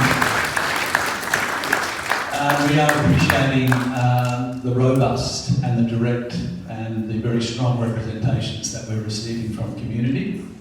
And we'll continue to hear from you as we go. And Susan, if you'd be kind enough to come and speak to us, please. Thank you very much. Thank you. So I'm Susan Engel. I'm the branch president of the National Tertiary Education Union at the University of Wollongong, and an associate professor in politics and international studies. I'm a political economist, and I wanted to speak briefly about the political economy impacts, which we've heard a little bit about today in terms of the issue around the kind of quality of jobs that are produced by defence industries. For Wollongong, the specific issue is that incomes in Wollongong are on average about 20% lower than Sydney. Defence industries don't produce high quality jobs. They don't particularly produce high quality jobs for women. The housing costs in the Illawarra are very close to those of Sydney. And a military base will increase housing costs. It encourages land speculation and will really put pressure on an already very difficult housing market in the Illawarra, where in an area that was traditionally one of the more affordable parts of the region. The second issue I wanted to raise was the relationship between military spending and particularly large influxes and big construction projects and corruption. So, the military industry is very strongly associated with bid rigging, kickbacks and monopoly production that do very little to promote, genuine economic development and cohesion in the country. They promote patronage networks and weakened accountability and resource diversion. And that is not something the Illawarra needs. We've seen that through issues in council and now, sadly, at my own university. As we've already heard, they drive black markets, not just in sex trade, but in drug trades. There is a whole political economy there. And the third point I wanted to make and finish with was, again, the impacts on our neighbours, on the region. Our military is already doing deals with our regional partners in the Pacific to draw on troops to be part of our military. People don't want to join the military. They are not good quality jobs. Yet we're already extracting resources from our Pacific neighbours who are disproportionately suffering the benefits of climate change. We will continue to then employ people from the Pacific to work in defence forces without paying for the social costs of their reproduction, without paying for their education, without paying for healthcare and their retirement costs. So, we're drawing in this process to impacts on our Pacific neighbours who need to be at the forefront there too. And that's it. Thank you. Thank you very much, Stephen, and thank you to everybody. There's a great deal of what you brought to us there for us to consider, so we appreciate that very much. Let's now start to work our way through the remainder of our list, friends. So I have Alexander Brown. Could you indicate whether you're in the room or not, in the gallery? No, Alexander's not here. Peter Rathborne not here. Terence Fox. Okay, thank you, Terence. And following Terence Fox would be Sally Smith and Belle Lopez, if they're around as well. But Terence, come on up, and we are all yours.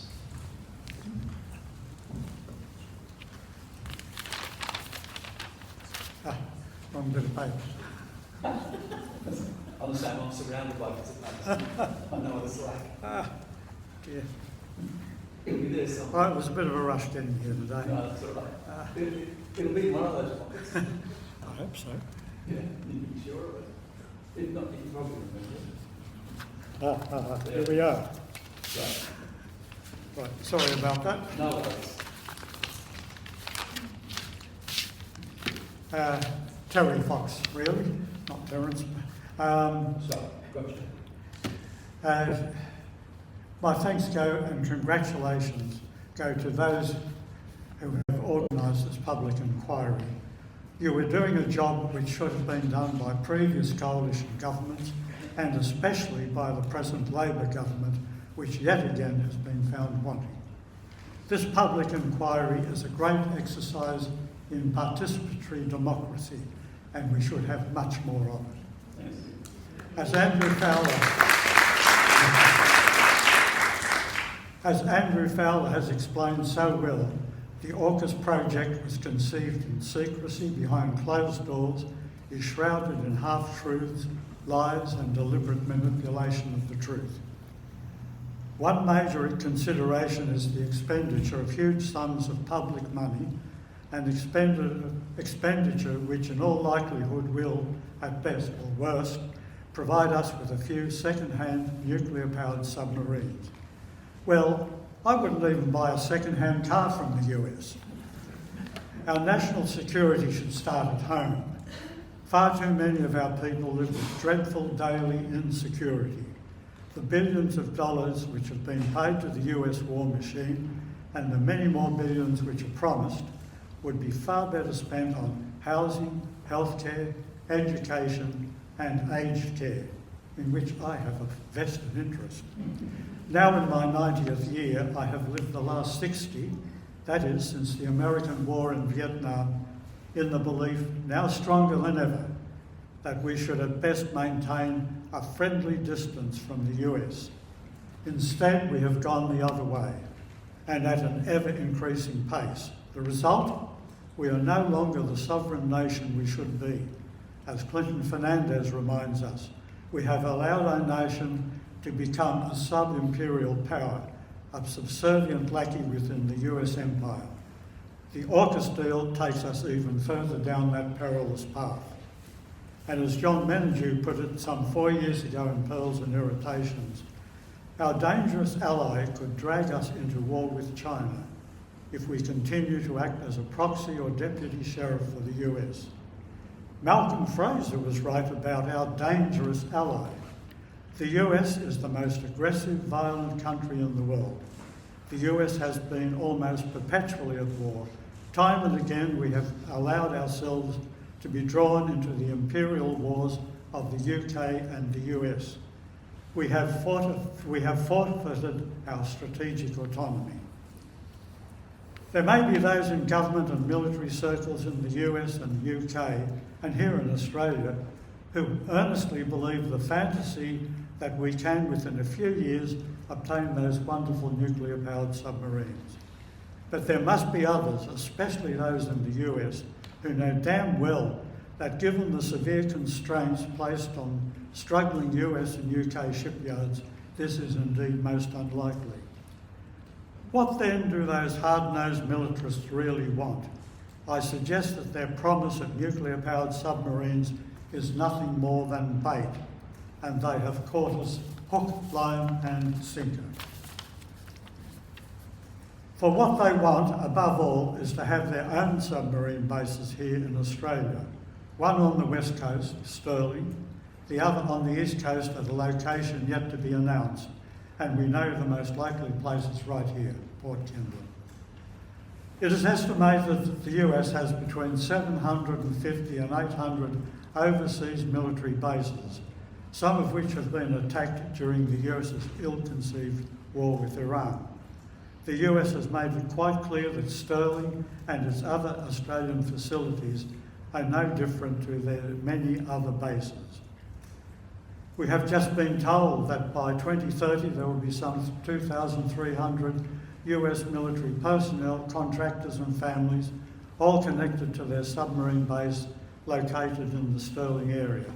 Albanese, Miles and Conroy can therefore no longer obfuscate with that puerile pseudo distinction between rotation and base. This is what the US really wants and what successive Australian governments have so readily agreed to. US bases through which will pass their nuclear-powered, nuclear-armed submarines. While we're told they will be joint bases, US and Australian, it will be the US who call the shots. And never let it be forgotten that those bases will become prime targets in any major conflict in our region. A final word on Port Kembla. The people of the Illawarra have already demonstrated their opposition to Port Kembla becoming an AUKUS submarine base. On May the 6th, 2023, the South Coast Labor Council and the May Day Committee moved its annual march from Wollongong to Port Kembla. The number of marches was unprecedented, the largest in many years. There were trade unionists, activists, and many, many angry residents drawn from Port Kembla and the entire Illawarra region and beyond. Militancy is alive and well in the Illawarra, and when occasion demands, the people take to their streets. They do so in the grand tradition of the Dalfram dispute and the many other disputes before and since. Let that be remembered always.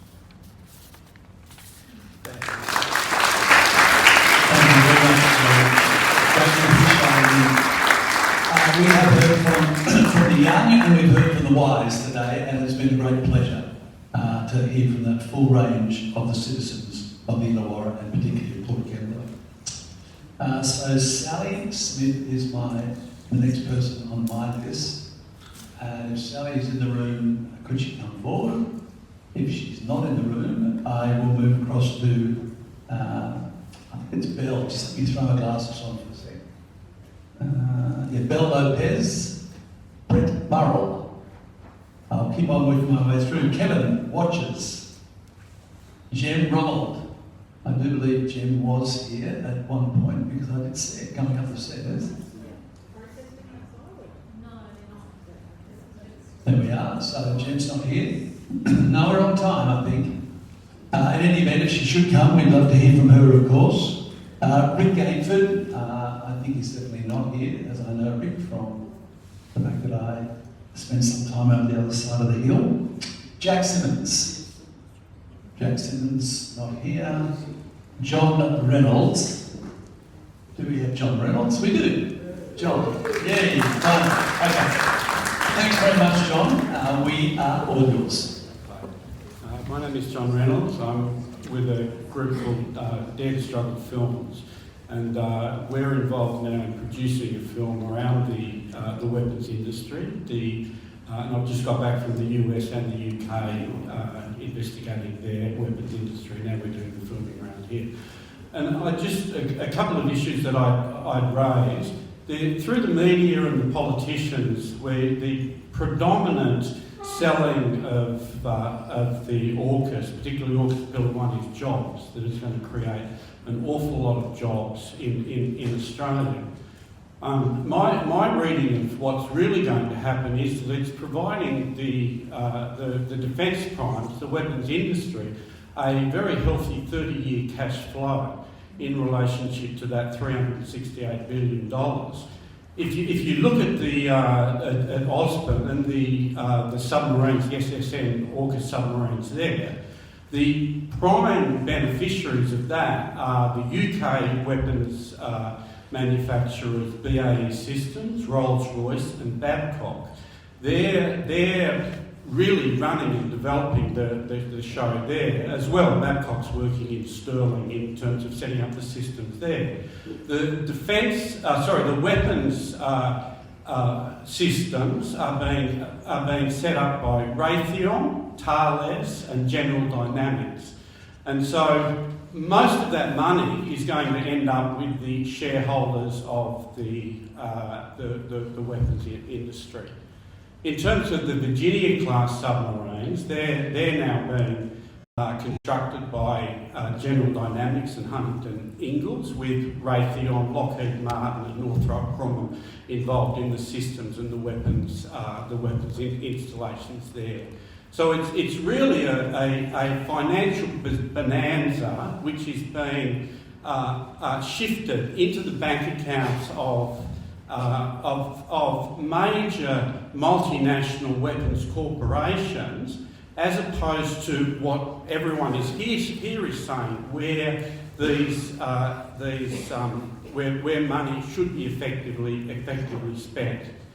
And in a sense, that's been the whole process of that neoliberal change in the political system from the 1980s to now, where government really works and is driven by private corporations as opposed to advocacy groups that are working towards a citizenry. And yes, the US weapons industry is doing it, but the big Australian capitalists are also very excited about the possibilities there. And just a few. Twiggy Forrest is now the major shareholder in Austal, which is setting up in Henderson, and they now directly contract with the Pentagon. They're not even going through the defence primes. They directly contract through Huntington for their literal combat ships, and also for manufacturing components for the new generation ballistic submarines that the US are now building, which will be comparable to the Dreadnought submarines in the UK. Gina, we all know Gina is very heavily involved in Lockheed Martin and defence primes as well. And even someone who gave a presentation to here a couple of days ago, Malcolm Turnbull, is a major shareholder in Bisalloy Steel, a major investor in Bisalloy Steel. So these are the people who are really looking at deriving great benefit from AUKUS. It's not the workers. And if you look at the weapons industry in the US, have diminished their workforces from, I don't know the exact figure, but they've dropped by 2/3 because of mechanisation, the whole robotic process that is now going on, and diminished the union capacity as well. So it's, anyway, I should leave it at that, but one thing I would quickly say is it would be really interesting to look at that whole, because I feel the weapons industry should be a nationalised industry, allowing private enterprise to run the weapons industry. You end up with what you've got now. And just have a look at China's nationalised industry to just do the comparisons between the cost of something like a Hunter frigate, which is going to cost $7.5 billion at least, and their equivalent, which is costing around $500 million to get out. So, yeah, thank you. Thank you very much, John. We've got a couple of speakers before we finish up. So can I see whether Jeff Jakeman is in the building? And if not, whether Rocky Rayburn. Rocky. come down our way, and we are ready for you, and we look forward to hearing what you have to bring to us. Thank you. Thanks for hearing this today, and I speak for myself and not any.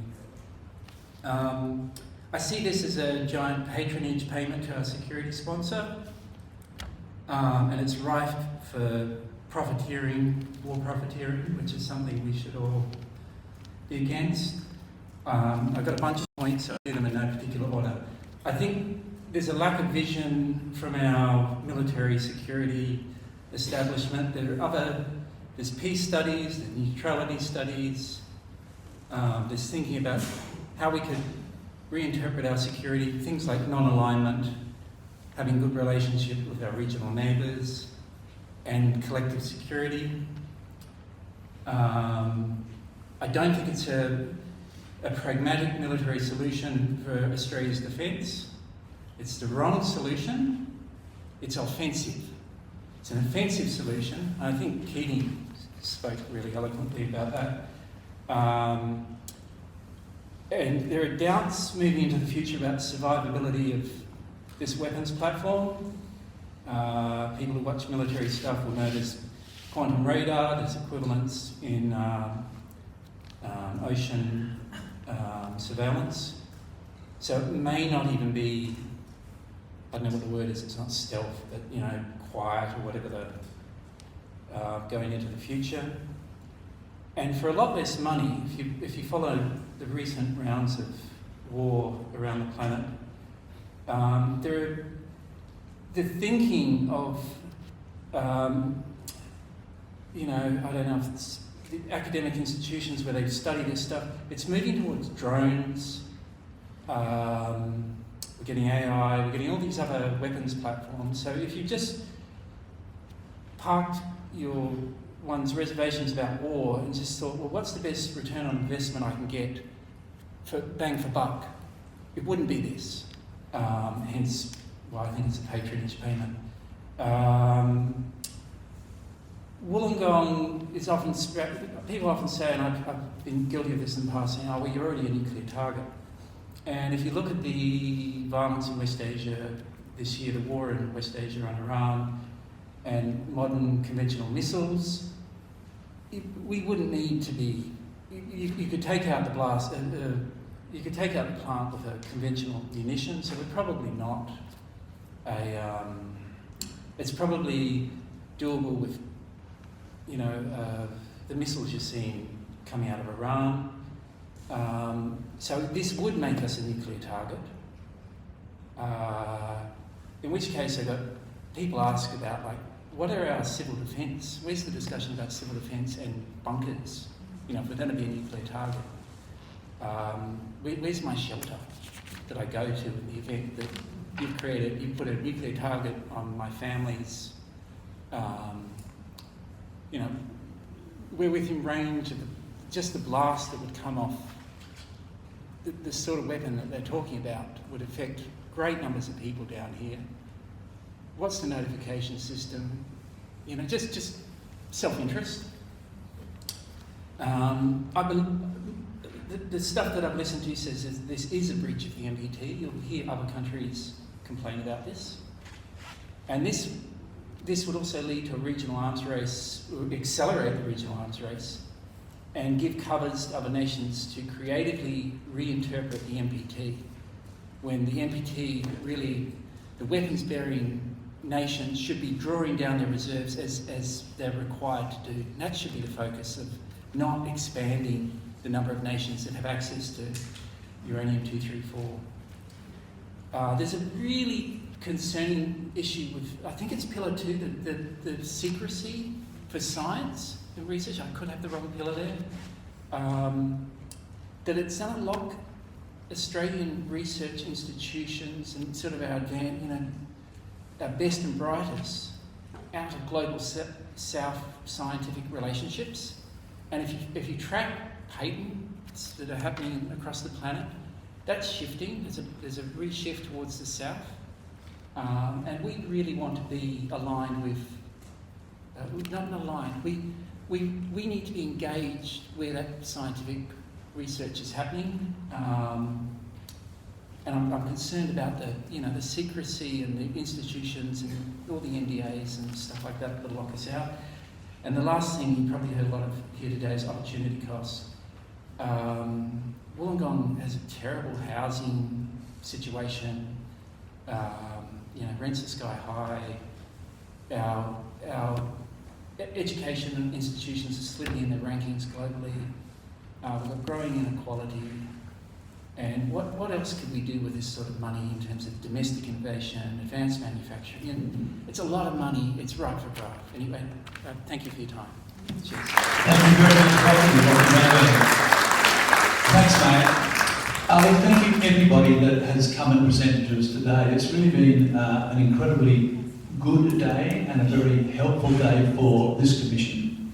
And we very much appreciated the thought that's gone into the remarks that people have made, the questions that they're asking, which are of really high levels of importance for the local community, and which have identified many of the gaps in information generally that we're encountering as a commission, and which we hope we can fill when we make our findings. So to the community of Wollongong and your great tradition of peacemaking and solidarity, we acknowledge that. I want to thank my fellow commissioners. I want to thank our secretariat staff, Kaylee and Matilda and Phil and Doug, all who are here. We're looking forward to going on to the inspection now. Some of us will be able to go down and do that, and also meet with teachers. And we hope to report by the end of October, very hopefully. But we will get a report out by the end of October, and that information will then be in the public domain for us as Australians to consider the national interest in AUKUS, and we wish you well. See you later.